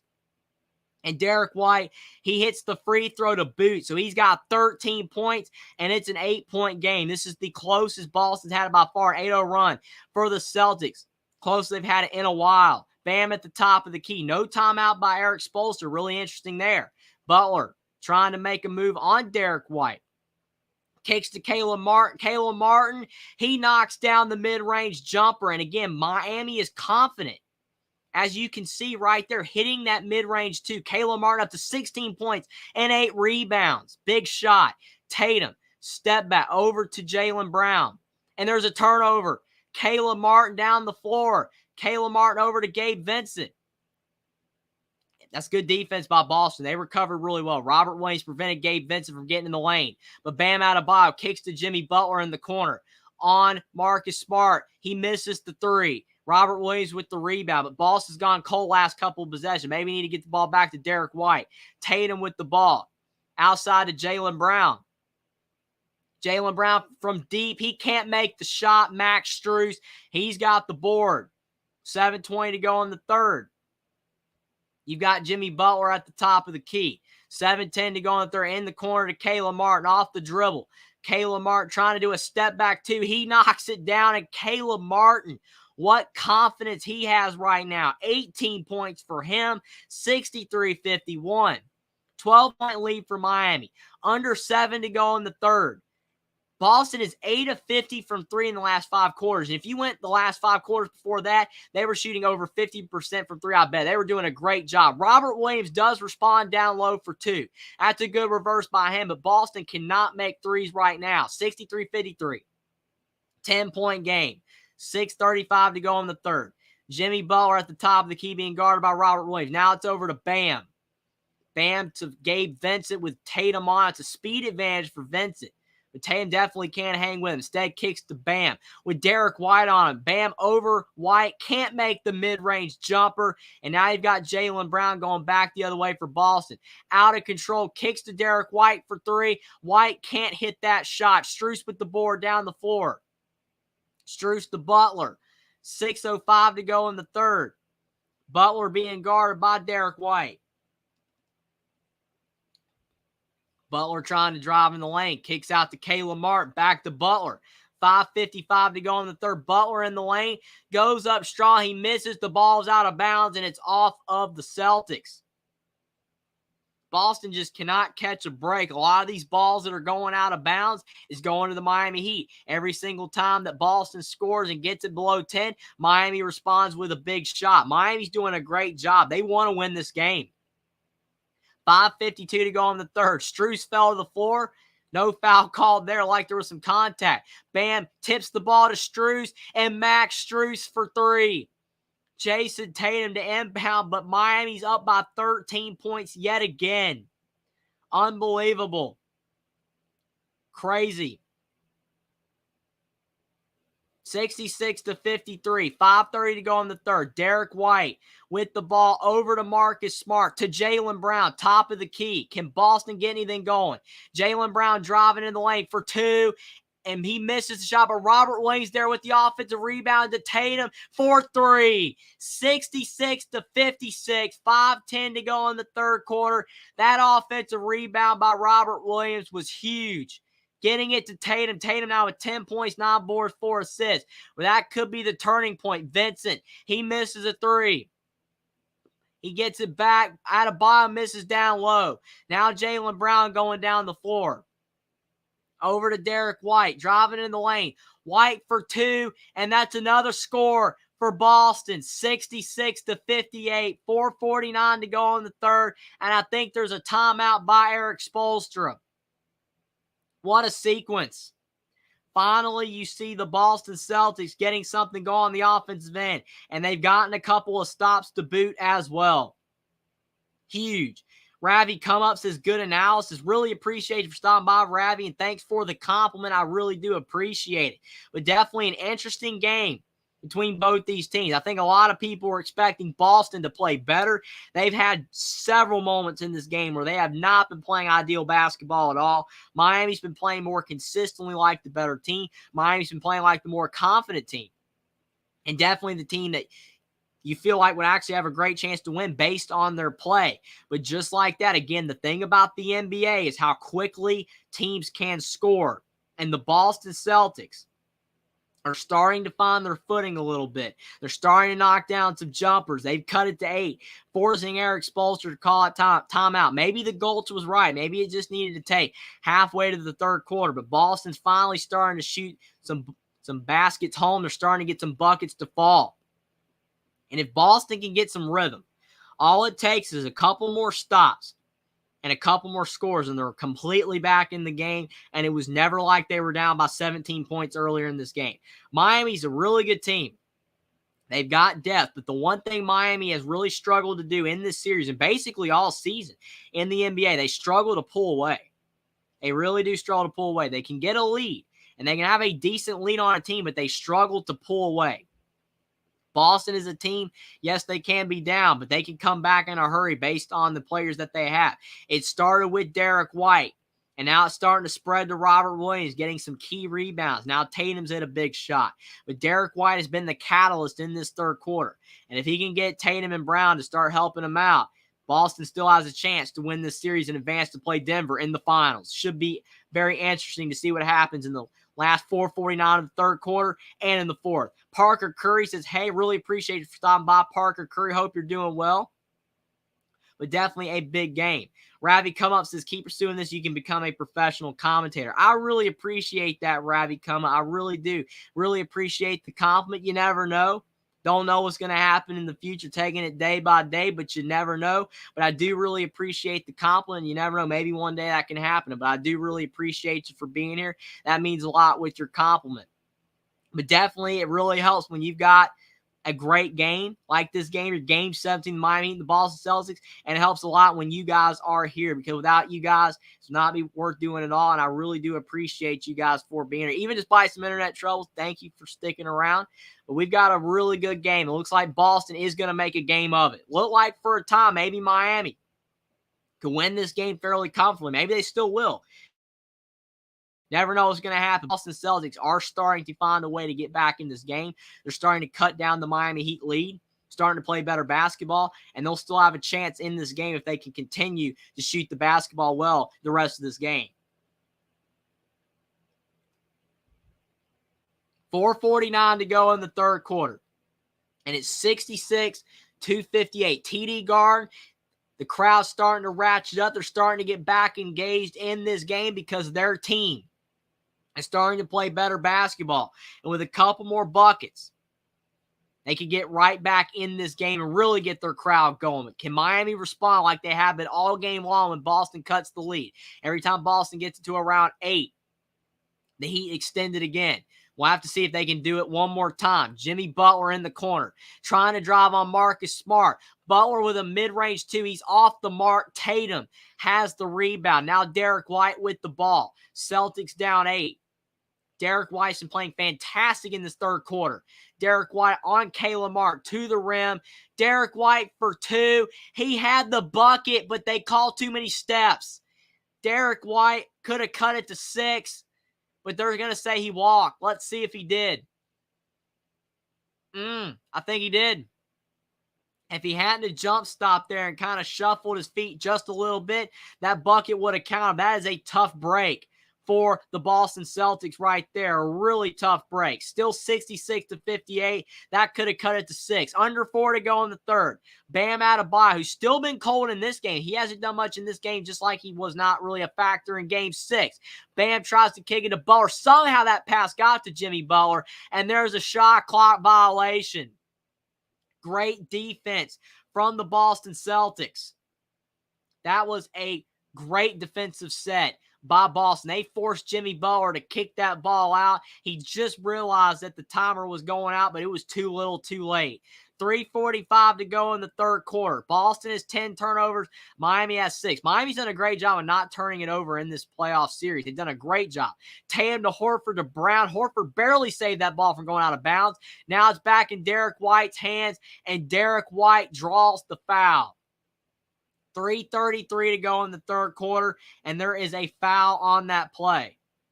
So Derek White will have a couple of free throws. Derek White has been really aggressive in this third quarter. And I think it's been smart by Derek White to be aggressive because of the fact, looking at the way his teammates are playing right now, they're not playing as well as they normally do. So Derek White, he knows that he's got to be aggressive. He's feeling it right now, and he's been doing a really good job of making buckets in this third quarter. But he does miss the first free throw. You got to make your free throws in big games like this. He misses the first. Grant Williams is now coming to the game for Boston. Maybe he can use some of his power and athleticism to be able to frustrate the Heat. Derek White will have one more free throw to be able to get this to potentially a 7-point game. It'll be the closest Boston's had it since the second quarter at least, and he does knock it down. So it's 66-59, 7-point game. 3:30 to go in the third quarter. Bam over to Jimmy Buckets. Butler going up the floor. 3:20 to go in the third. Butler to Bam to Max Strus. Strus for 3, and he misses the shot, and Miami's starting to go cold, and there's a foul on Lowry. Lowry was trying to go after the ball down low, and they call a foul on him. But the Boston Celtics are creeping back in this game. It's only a 7-point game, and if they get another bucket or 2 here, they need to take advantage of Miami's strong. Miami's done a good job in this game the whole time, but Boston only down by 7. And Miami has gone scoreless the last couple of minutes. Derek White at the top of the key. His 3 is short. Grant Williams cannot get the rebound. Miami back down the floor. 2:50 to go in the third. Caleb Martin with the ball. Over to Kyle Lowry. Good defense for Boston. Boston's been doing a much better job on the defensive end in this third quarter. That's why Miami's been starting to struggle a little bit. They've done a great job on defense. Butler in the lane to Bam Adebayo. Good double team. Good defense by Derek White, and a missed shot by Bam Adebayo. Boston back the other way. 2:30 to go in the third quarter. Derek White to Jaylen Brown. Driving in the lane. Jaylen Brown for 2. His shot's off the mark. That's a really good look for Jaylen Brown. Just couldn't get it to fall. Kyle Lowry back the other way. Both teams are missing. Both teams have not scored in a few minutes. Lowry trying to drive for 2. He misses the shot. Bam. Kicks it to Jimmy Butler, and I think there might be a foul down low. I don't know if there will be any free throws, but it does look like there will be a foul down low. Pat Riley's watching, the former Miami Heat coach, hoping that the Heat win. In the crowd, 2:09 to go in the third quarter. Butler to Bam, 10 seconds on the shot clock. Back to Jimmy Buckets. Can he make a big bucket here? Butler with a step back through over Al Horford, and he knocks it down. What a clutch 3 by Jimmy Butler. 69-59, 10-point game. Butler up to 19 points. Jaylen Brown in the corner to Grant Williams, and Grant Williams responds. 69-62, trading threes right there. But again, that's not going to be enough for Boston to get back in this game. They need stops. 1:30 to go in the third. Miami's doing a great job of responding every time Boston cuts down the lead. Jimmy Butler's been incredible. That was a great three over Al Horford. Bam Adebayo driving on Grant Williams. And Bam Adebayo finally scores again in this game. What a scoop shot by Bam over the shorter defender. That was a great play. Grant Williams with the ball over to Al Horford for three, and Al Horford's off. But I think there might have been a foul on the Celtics. Shot wasn't counted anyway. 71-62, a buck 18 to go in the third. Yeah, I think they're going to call that foul on Jaylen Brown in the corner for pushing the defender out of bounds. I don't know if he was trying to get Grant Williams open for three, because Grant Williams wasn't even going to take that three. Now Al Horford's going to the bench after he missed that three right there. 1:15 to go in the third. Miami with the ball, having Boston on the ropes, down by 9. An elimination game for both teams in this game 7. History will be made either way. What a game we have. Kyle Lowry with the ball over to Jimmy Butler, who's hit some big shots in the last couple minutes. For three for Butler. He's off the mark. And down low, Max Strus with the rebound. He tried to go up with it. He misses the shot, but Tatum takes the ball away from him, and Tatum will be going to the line. What a play by Jason Tatum. Max Strus tried to go up with that ball, but Grant Williams and Derek White were there to frustrate him, and then Jason Tatum ended up with the basketball. That's a good play by Jason Tatum, sticking with that play, not allowing Max Strus to get another offensive rebound. Tatum's got 10 points and 11 boards. The rebounds are almost just as important as the points. He's doing a great job with the glass. Tatum hits the first free throw. 71-63. Another free throw from Tatum, and it will cut it to 7. Which is the closest Boston can get it. They have not gotten it to a 2-possession game in a long time. Tatum hits the second, so it's a 7-point game. But every time Boston gets this close, like I said, it's a cliche at this point. The Miami Heat respond. They're doing a great job. And if they keep responding for another quarter, because this third quarter is almost coming to a close, they will win and do the unthinkable of actually being an 8 seed, getting to the NBA Finals, only the second 8 seed ever after the Knicks in 99 did it. Or Boston, they can come back, be the first team to ever come back from 3 down. A lot of people pick Boston to win this game. Miami trying to prove them wrong. Caleb Martin in the corner, and Caleb Martin drains a 3. 74-64. 25 seconds left in the third quarter, and Caleb Martin's got 21 points and 8 rebounds. Caleb Martin, way he's playing, he's going to be getting a contract extension with the Heat or somewhere else. He's playing great basketball. Tatum. Lowry is bothering him at the top of the key. Tatum to Derek White, who's been great in this third quarter. White for 2, but he's fouled. Derek White, again, has been very aggressive in this third quarter for the Boston Celtics, because outside of Derek White, nobody's really been playing that well. Tatum's hit a couple of shots, but it's been mostly Derek White in this third quarter. If it wasn't for him, Boston could be down by close to 20 points. Derek White's been huge in this third quarter. Derek White with a chance to get it to 8 points. If he hits both free throws, he does hit the first. So it's 74-65. 9.1 seconds left in the third. Derek White has 17 points. He's 5 of 11 from the field, 2 of 8 from 3. Not having the best shooting night in the world, but still doing enough, especially getting to the line. He's been aggressive, getting to the stripe, getting fouled, getting to the line. Derek White with one more free throw, and it's good as well. So it's 74-66, 9.1 seconds left. Max Strus to inbound. Boston with a stop here can get some momentum going into the fourth quarter. But Caleb Martin to the rim. All the way to the rim. He stopped with a turnaround jumper. He knocks it down. Looked like Boston had him stopped. But what a shot by Caleb Martin. And it's a 10-point game into the third quarter. 76-66. Caleb Martin with 23 points. Caleb Martin might be the unsung hero for the Heat if they can hold on in this game. What a shot. It looked like Boston had him stopped, but then Jimmy Butler with the back screen to keep Tatum from being able to guard Caleb Martin, and Caleb Martin knocks down the shot. That's a beautiful play. What a shot by Caleb Martin in the third quarter. Trey Sargent says, here in West Virginia, when we play basketball or football, we're called Stress Virginia. For sure, definitely there's been some memorable West Virginia basketball games and football games throughout the years. They are definitely a team that has a lot of classics. So I think that the name is accurate for sure. Crazy, but this is a very stressful game for Boston and Miami fans, because whoever wins will be going to the finals and making history. It's going to be crazy to see what happens for sure. Jeff, thank you so much for the $25. I really appreciate it. It says, great live show again. I've really enjoyed all the lives. You keep up the great work. I definitely will, Jeff. And again, really appreciate the $25. So appreciative of that. Thank you so much for the support. That is awesome.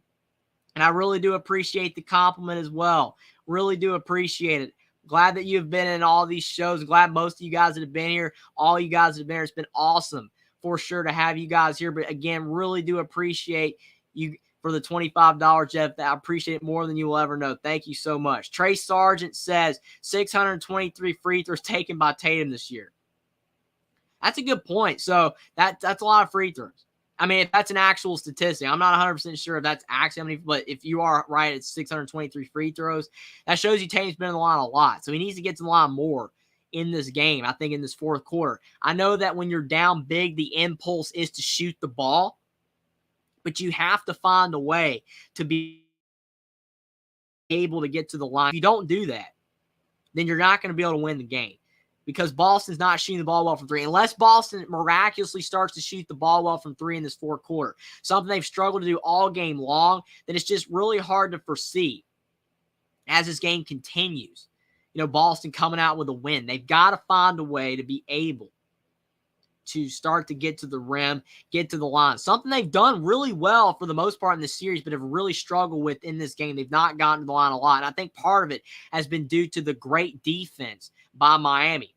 Trey Sargent says, come on, Missoula, get your inner Huggins out and coach his team to a win. It's going to be interesting. But definitely Bob Huggins, he's a winner for sure. He's had a great coaching career. But Joe Mazzulla just starting his coaching career. We'll have to see. Can Joe Mazzulla lead Boston to victory? It's possible. I mean, Boston's got the team. That's why I'm not counting them out by any way, shape, or form. Only down 10. There's 12 minutes to go. There's still time. But we'll have to see if Boston can make the comeback of all comebacks and win this series. Can they do it? After being down 3 down, they've got some of the greats of the Celtics in the building. Rondo and Pierce, they're watching the game. This will be history for the Celtics if they can do it. It's going to be crazy if they'll be the first team to ever be down 3-0. But are they out of gas? Can the Miami Heat steal this game, win 3 of the games at Boston, which will be insane? So Miami will win the series 4-3 if they win tonight, and 3 of the games they won in Boston. That is crazy. 11:50 to go in the fourth. Boston starts the fourth quarter with the ball. Need a good first possession of the fourth, and Tatum misses a layup. Jason Tatum had a 1-foot layup, the easiest shot Boston's had all game long. With as great a defense Miami's played, and Tatum missed. And then Caleb Martin scores on the other end. What a swing for Miami. And Caleb Martin's got 26 points and 8 rebounds. He's been dropping dimes. What a game by Caleb Martin. Tatum wishes he has that layup back. Brown in the lane. Brown to the rim. He scores, but they're going to call an offensive foul. Jaylen Brown's shot does not count. They're going to say that Bam Adebayo took the charge. Unbelievable. Unbelievable right there. Caleb Martin with a 3 right after Jason Tatum missed the layup, and then Jaylen Brown scored. Looked like it could have been an and one. And then they call him with an elbow to the face of Bam Adebayo and an offensive foul. I don't know if they're going to challenge this or not. 11:18 to go in the fourth quarter, but Jaylen Brown definitely got Bam Adebayo. Looked like he caught him across the face. I don't know if they're going to call it technical. It could go either way. Boston could challenge to say it's not an offensive foul. But then you could also have a review for a technical. I don't think that it is. I don't think Jaylen Brown purposely was trying to get Bam in the face. It was not too bad. But I don't blame him for checking either. Crazy. Gixer Squid says, here we go. For sure. It's getting down to the wire. 11:18 to go in the fourth. It's 79-66. Miami leads by 13 points at TD Garden in Game 7. just a little over 11 minutes away from possibly in Boston Celtics' hopes of being the first team to ever come back from 3 down.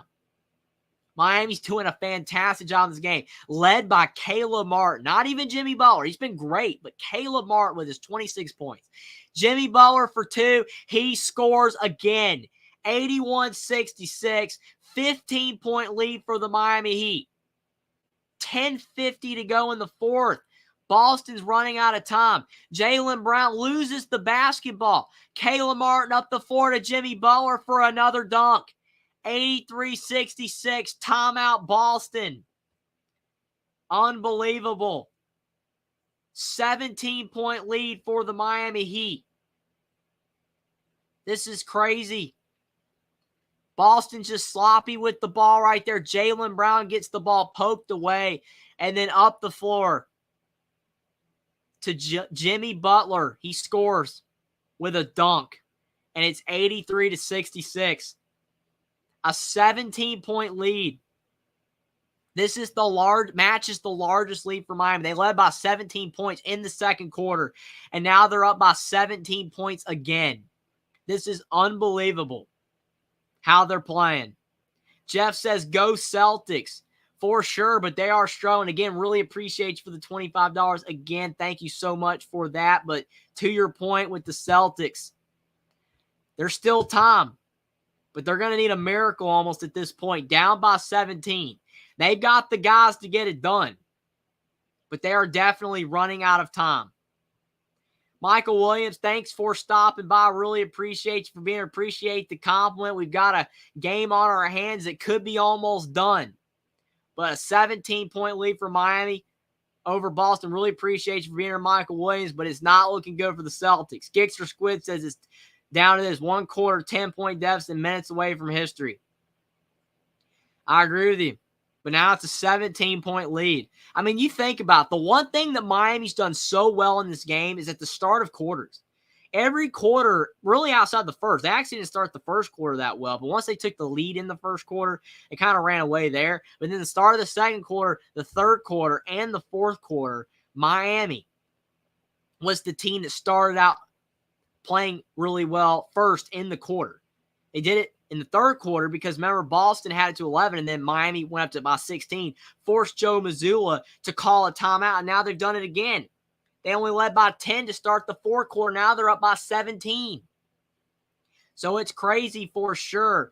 But looking at Miami, the way they've responded at the beginning of these quarters might be the difference in this game, and it might be the reason that they win this series. It's unbelievable.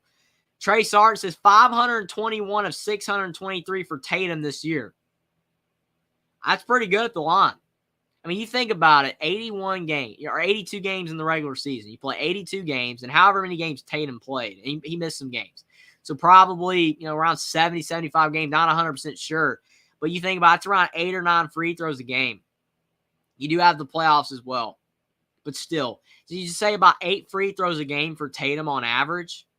And he has been in the line, I think, 2 or 3 times in this game. I mean, if he was at the line 8 times this game, it wouldn't make a difference. But if you went with the averages of every single player that's been to the line for Boston this year, I guarantee that every player is underneath their average.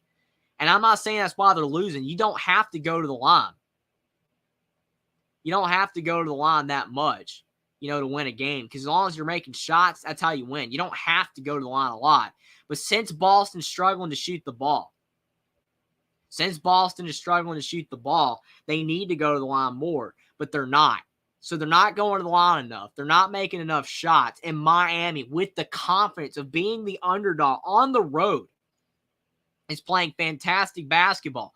And we're 10 minutes and 40 seconds away from Miami beating Boston and preventing the first 3-0 comeback ever in the NBA. Derek White to Marcus Smart, top of the key. Boston needs points now. Jason Tatum to Al Horford, to Jaylen Brown, back to Horford, to Tatum, 2 seconds on the shot clock. Marcus Smart in the corner, his three's off the mark. He had a great look, but just could not get it to fall. Under 10:15 to go in the fourth. Miami 67-0 and leading by 10-plus points entering fourth quarter in franchise playoff history. That spells doom for Boston. Jimmy Butler, they're going to call an offensive foul. Finally, a call goes Boston's way. As Jimmy Butler goes down the floor, they call an offensive foul on him for pushing Marcus Smart. And one thing Marcus Smart is good at doing is selling contact. 10 to go in the fourth. We're going down the wire, and Boston is on the short end of the stick, down by 17 points and in need of buckets. Tatum to the rim. He dunks it home. They're going to need a lot more of that. Big play by Tatum. He still looks a little hobbled, though. 83-68. 9:40 to go in the fourth, but a good play by Tatum. Caleb Martin at the top of the key. 4-3. He's off the mark, and Boston with the board. Jaylen Brown down the floor. He pulls from deep. His shot's off the mark, and I think that's too early of a shot. Looks too early of a shot right there. You look at the way that Duncan Robinson shot that three early in that shot clock, in that possession in the game, in Game 6. You feel like that's too early of a shot by Jaylen Brown. If you hit the three, it's great, but you got to be able to get the best shot available. You can't take the first open look you get. That was a good drive by Tatum, but then on the next possession, Jaylen Brown missed the three. And you can just tell Tatum is not 100%. That's part of the problem. He's just in pain. That could be a reason why Boston's down. Don't want to make excuses, but he is in pain. And then Duncan Robinson in the corner knocks down the three. 86-68. Duncan Robinson smiling as he goes down the floor. Miami up by 18 points. Under 9 to go in the fourth. Tatum to Horford to Derek White. And Derek White's off the mark. Boston struggling. Caleb Martin on the other end almost turns the basketball over, but he does save it to Bam Adebayo. Now Kyle Lowry to Jimmy Butler. 8:40 to go in the fourth. It's usually money time in the fourth for Butler, but he can't make the shot right there. And Jaylen Brown is the rebound. To Marcus Smart, back to Jaylen Brown to Derek White. Almost a turnover. Jaylen Brown kicks to Smart to Horford in the corner, and Al for three. 86-71. It's now or never for Boston, but at least that cuts it to 15. 8:20 to go in the fourth. TD Garden is getting really anxious. Even a couple people have left. Caleb Martin, top of the key to Duncan Robinson. Back to Lowry. Boston's trying to guard him really well, but Miami's had some exquisite passing in this game. Lowry off the dribble for a mid-range two, and Lowry knocks down a ridiculous shot over Jaylen Brown.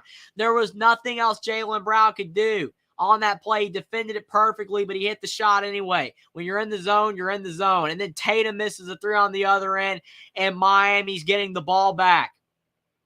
Al Horford fouls on that rebound attempt. So Miami will be getting the ball back. 88-71. They're up by 17 points. And it's becoming increasingly likely that Miami will be going to the finals. It's insane. Boston's not in the bonus yet, so Miami will be going down the floor with the basketball. No free throws yet. Caleb Martin being guarded by Brown. Now over to Sam Hauser, who's now into the game for the Boston Celtics, trying to go with somebody else, seeing if he can get him going. Bam Adebayo for two. Miami just keeps scoring. It's 90-71. 19-point lead, the largest lead of the game for the Heat. The Celtics are in trouble, and they could be about done if they don't step on it soon.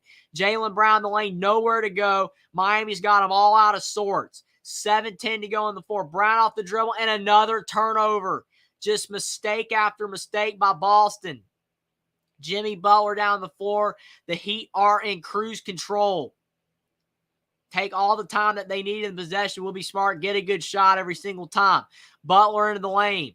Trying to go up over Jaylen Brown. He misses, but Bam goes up with it. There's a foul on Boston. So Bam Adebayo will have a couple of free throws. So even though the Miami Heat are on the road, they've gone to the line more than Boston in this game because they've been the more aggressive team. Miami's been driving the ball, getting to the rim. They've been playing really smart basketball, whereas Boston's been playing way too much out on the perimeter. It's crazy. It is really crazy. 6:55 to go in the fourth. And Bam Adebayo's at the line. And when you're winning in a game, it's much easier to hit free throws. And Bam hits the first, 91-71. There's not as much pressure on. Yes, you still got to make them. But when you're down in a game, it is much tougher to make free throws, especially when it's in crunch time. If you're down big, it's probably easy as well because you're already down big. But if you're down by like 2 points, like Jimmy Butler's being down 2 at the end of that game, those were clutch free throws by Butler, even though Miami came up short. But it's looking increasingly likely that game is not going to matter at the end of the day because the Miami Heat are now up by 21, 92-71. Jaylen Brown has 8 turnovers in this game. Miami has 7. Miami has done a great job defending Jaylen Brown. Jaylen Brown just scored, however, 92-73. But the Miami Heat have guarded Jaylen Brown perfectly in this game, preventing him from getting comfortable in this game with 8 turnovers. And he's only 7-20 from the field as well. Caleb Martin, almost with a turnover, and it is a turnover. Finally, Miami with a mistake. Al Horford down the floor to Marcus Smart. 6:20 to go in the fourth. Smart in the lane for 2. His shot is short. And Jimmy Butler with a rebound. Man, the Boston Celtics are just all out of sorts. They can't even hit relatively easy shots. Marcus Smart would have had a 1-foot shot right there. He just couldn't make it. Look at the Boston fans in the stands. It's a little bit heartbreaking, but it's not like the heartbreak we saw for Miami fans when they lost that game by 1 on the Derek White tablet. This is almost misery because they're down by 19. This isn't like heartbreak losing by 1. They're down by 21 as Duncan Robinson with another backdoor cut.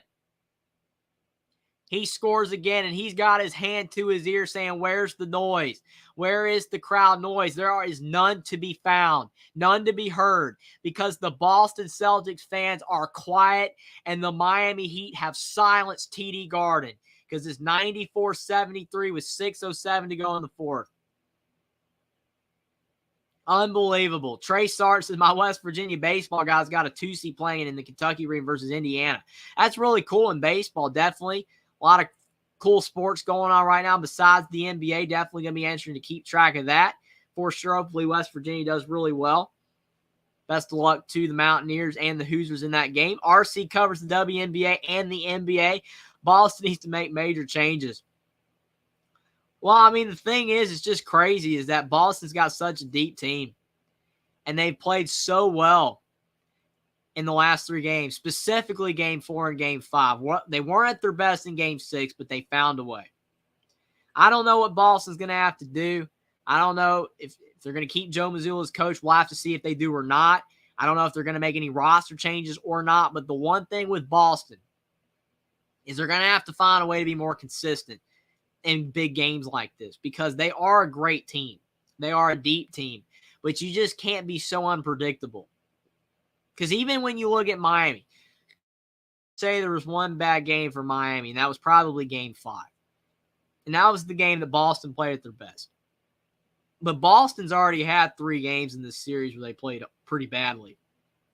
You look at Game 3, where they lost by 30. Could have been more if Miami didn't put in their bench players, to be honest. But that was a bad game for Boston. This game so far has not been ideal for Boston.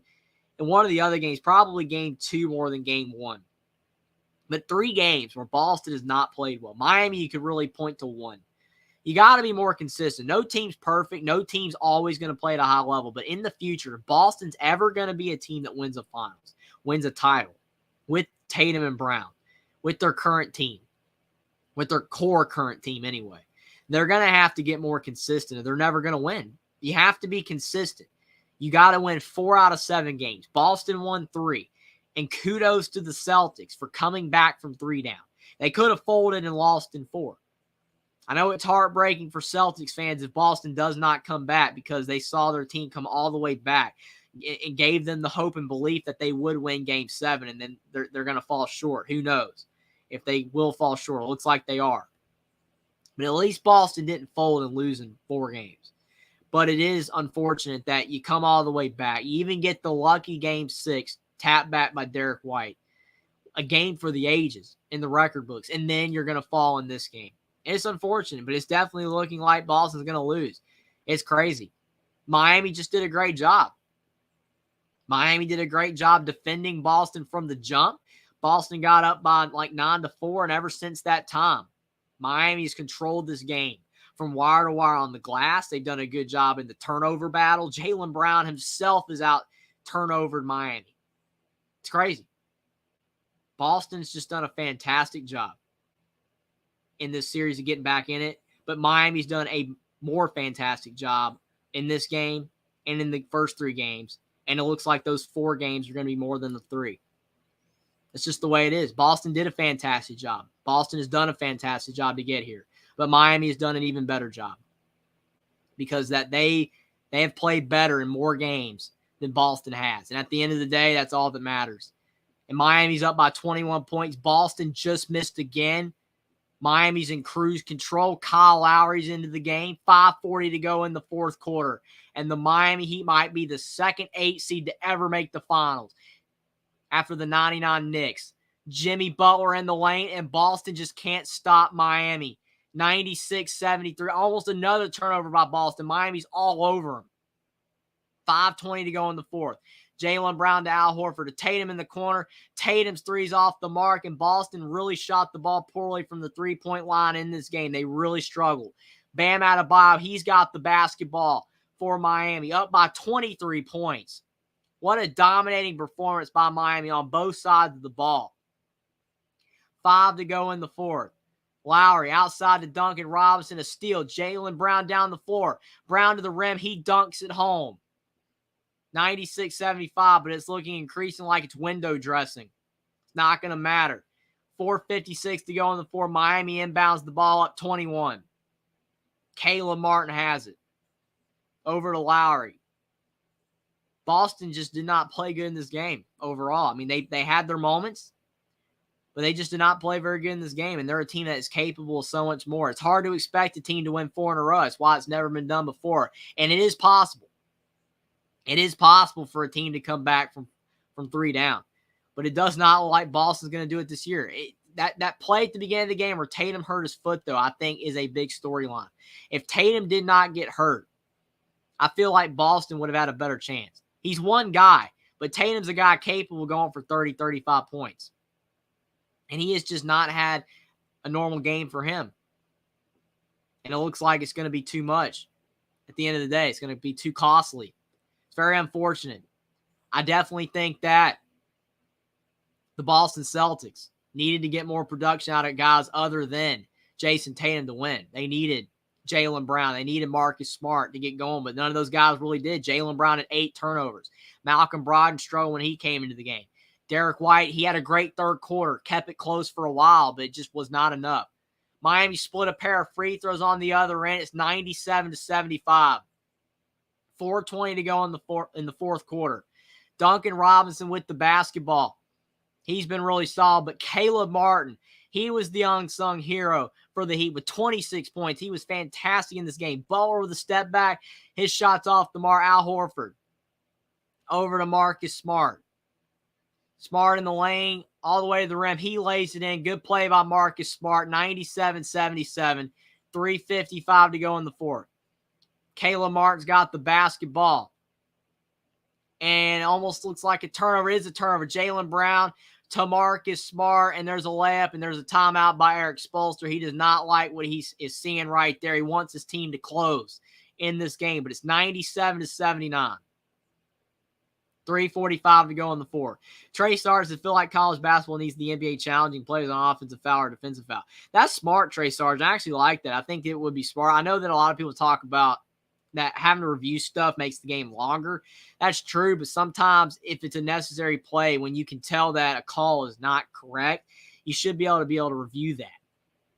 I agree with you.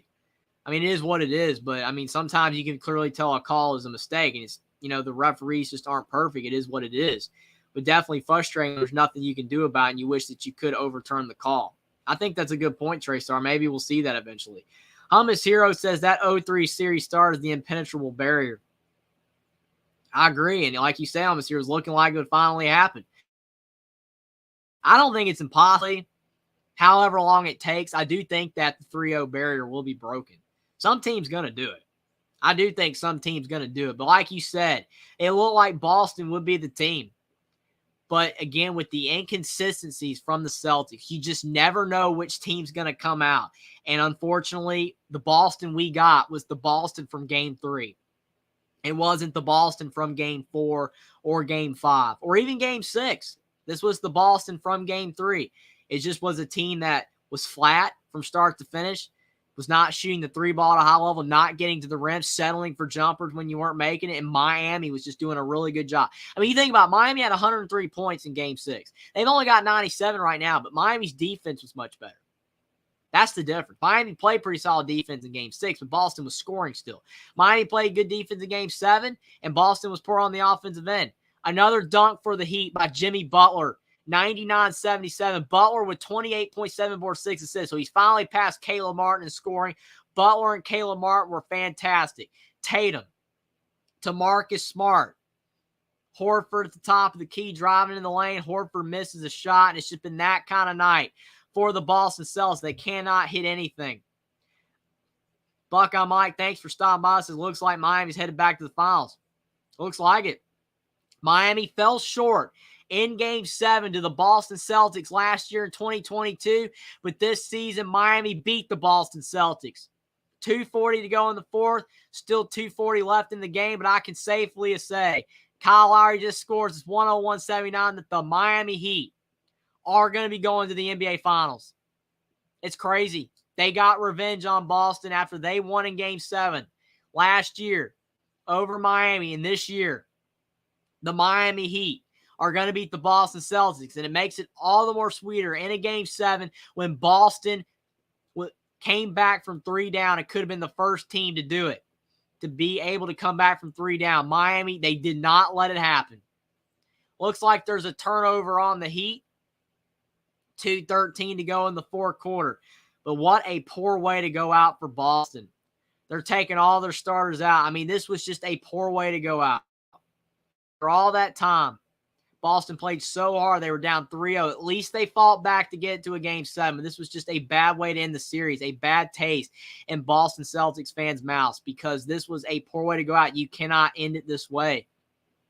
It looked like that the Boston Celtics and the Miami Heat in a Game 7, it was going to be close. It was going to go down the wire the way Boston came back. And a lot of people pegged Boston. They were even favored by 7.5 in this game. But the Miami Heat just played so much better in this game. They showed that they weren't giving up. And they're going to end up beating the Boston Celtics. This is incredible.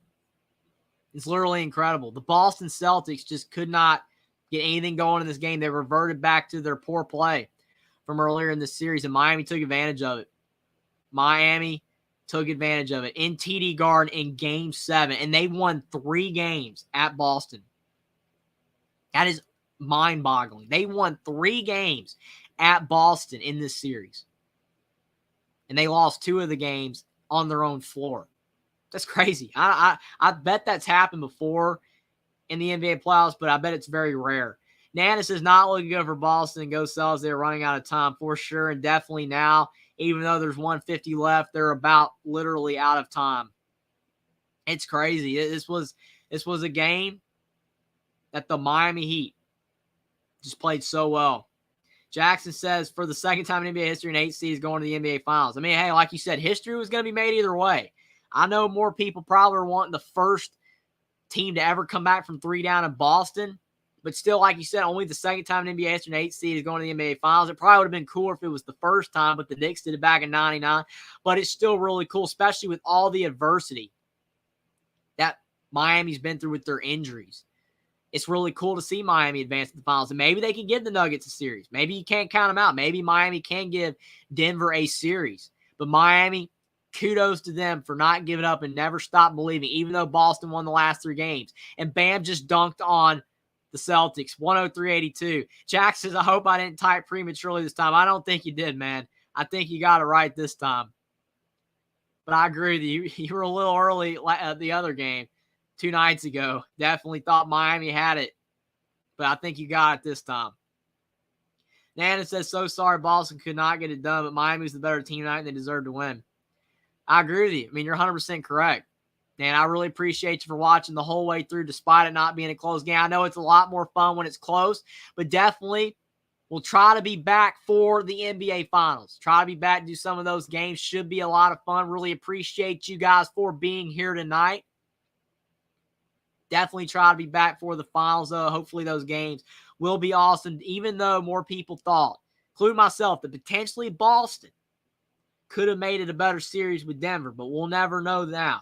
It's that Boston's not going to make it. Maybe Miami can't. Miami's going to be the team that makes the finals, and maybe they will give Denver a run for their money. Maybe they can win it outright. Denver, they've got jitters as well, potentially, because it's their first NBA finals trip ever. Miami's been here before. So it's going to be interesting, that dynamic. Maybe the fact that Denver's never been to the finals before, maybe they could struggle a little bit. But we'll have to see. Denver definitely is the deeper team, but so was Boston. The inconsistencies of Boston allowed Miami to win the series. But you could say as well, looking at Denver, even though they're deep, they're a more consistent team than Boston because they beat the Lakers 4-0. The Lakers play good in almost every game, but still Denver beat them 4-0 because of the fact that the Denver Nuggets were consistently playing at a high level, whether it was Jamal Murray or Jokic or Kentavious Caldwell-Pope or Bruce Brown. They were very consistent, unlike Boston. So maybe with Denver being a consistent team, maybe they can beat Miami. But we'll have to see. Should be a lot of fun.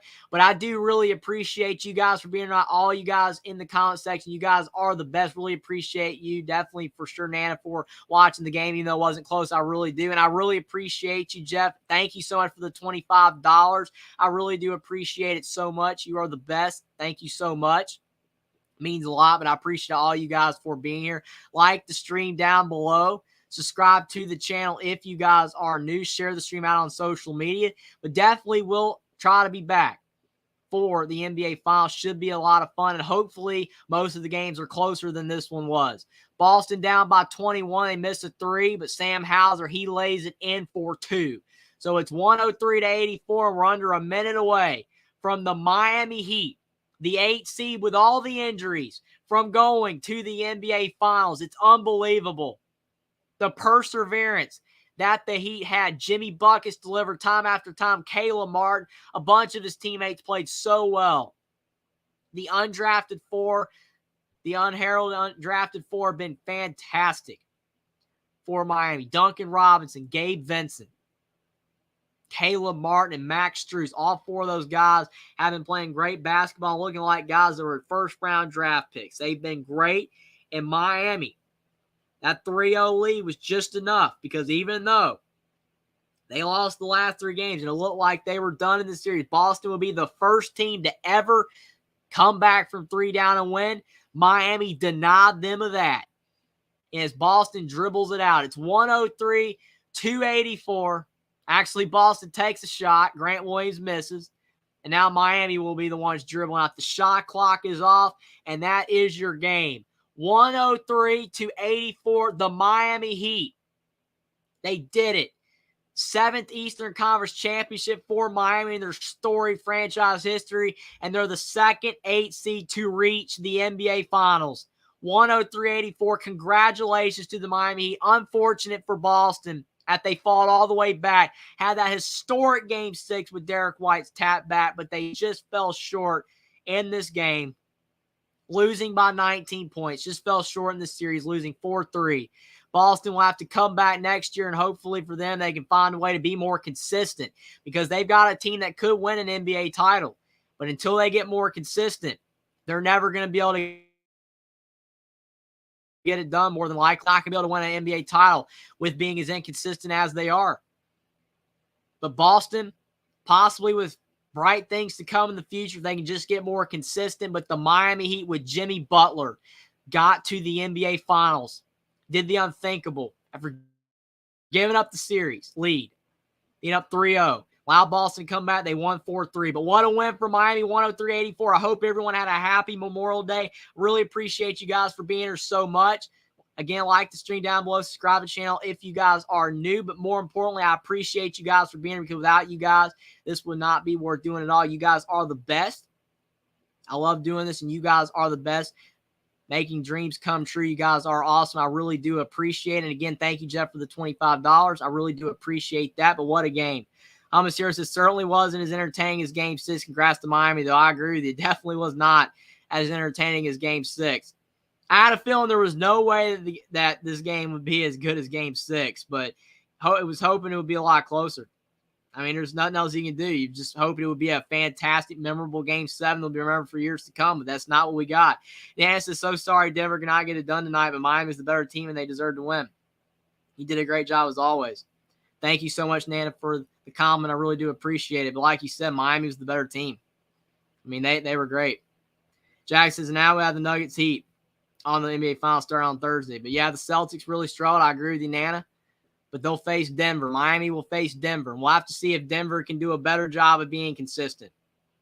Because if Denver's consistent, they can beat Miami. That was the only problem Boston had was consistency. They needed to play good for one more game, and they could have been going to the finals. They just could not get it done. But again, I hope everyone had a happy Memorial Day. Thanks for being here, everybody. What a series between Miami and Boston. Some very memorable games. But at the end of the day, the Miami Heat, they got it done 4-3. What a win. RC says, only tough sport Miami beats 2-1 seeds Milwaukee and Denver. They deserve the championship completely. I completely agree with you. 100%. If Miami can beat 2-1 seeds like that, that would be insane. And I don't know if any team's ever done it before. Maybe that they have. I'm not sure. But as an 8 seed beating 2-1 seeds, I don't think that's ever happened, obviously. That's crazy. Like you said, they will definitely deserve the championship. Thanks for being here, RC. The Gold says, great game, great series, celebrating the memory of the hockey goalie's son. Jamie, he and all our lovers have passed. Rest in peace. Really, rest in peace definitely to all, like you said, all the people that have passed away in your family and everybody's family. That's what Memorial Day is all about for sure. Definitely, it's always sad, but definitely their memory will live on forever. And we will join them one day. Definitely, it was a sad ending for Boston in this series, but it was a great performance by the Miami Heat in this game. They played great on defense, and they deserve to win the series because they played more consistent throughout than Boston did, and that's what ended up costing Boston at the end of the day. But which team's more consistent in the finals is going to win it all this year, whether it's Miami or Denver. But we'll have to see. It's going to be a lot of fun. I'm looking forward to the finals. Cannot wait to be back for those games. Should be a lot of fun. But thanks for being here, everybody. What a win for the Miami Heat. Again, it was a great game. Great series, even though it wasn't close in this game. We got to see some great action. Miami did a great job, and they deserve to win. Thanks for being here, everybody. Can't wait to be back for the finals. I hope that the finals are a lot of fun. But consistency is key, and Miami found a way at the end to save the series. They won 4-3. Thanks for being here, everybody. Happy Memorial Day. What a win for the Miami Heat over the Boston Celtics. They win 4-3. Can't wait for the Nuggets and the Heat finals. Should be a lot of fun for sure. Hummus Hero is excellent. We're on the call tonight, Jeffrey. Thanks for a great stream. Really appreciate that, Hummus Hero. Thank you so much for being here, everybody. It means a lot.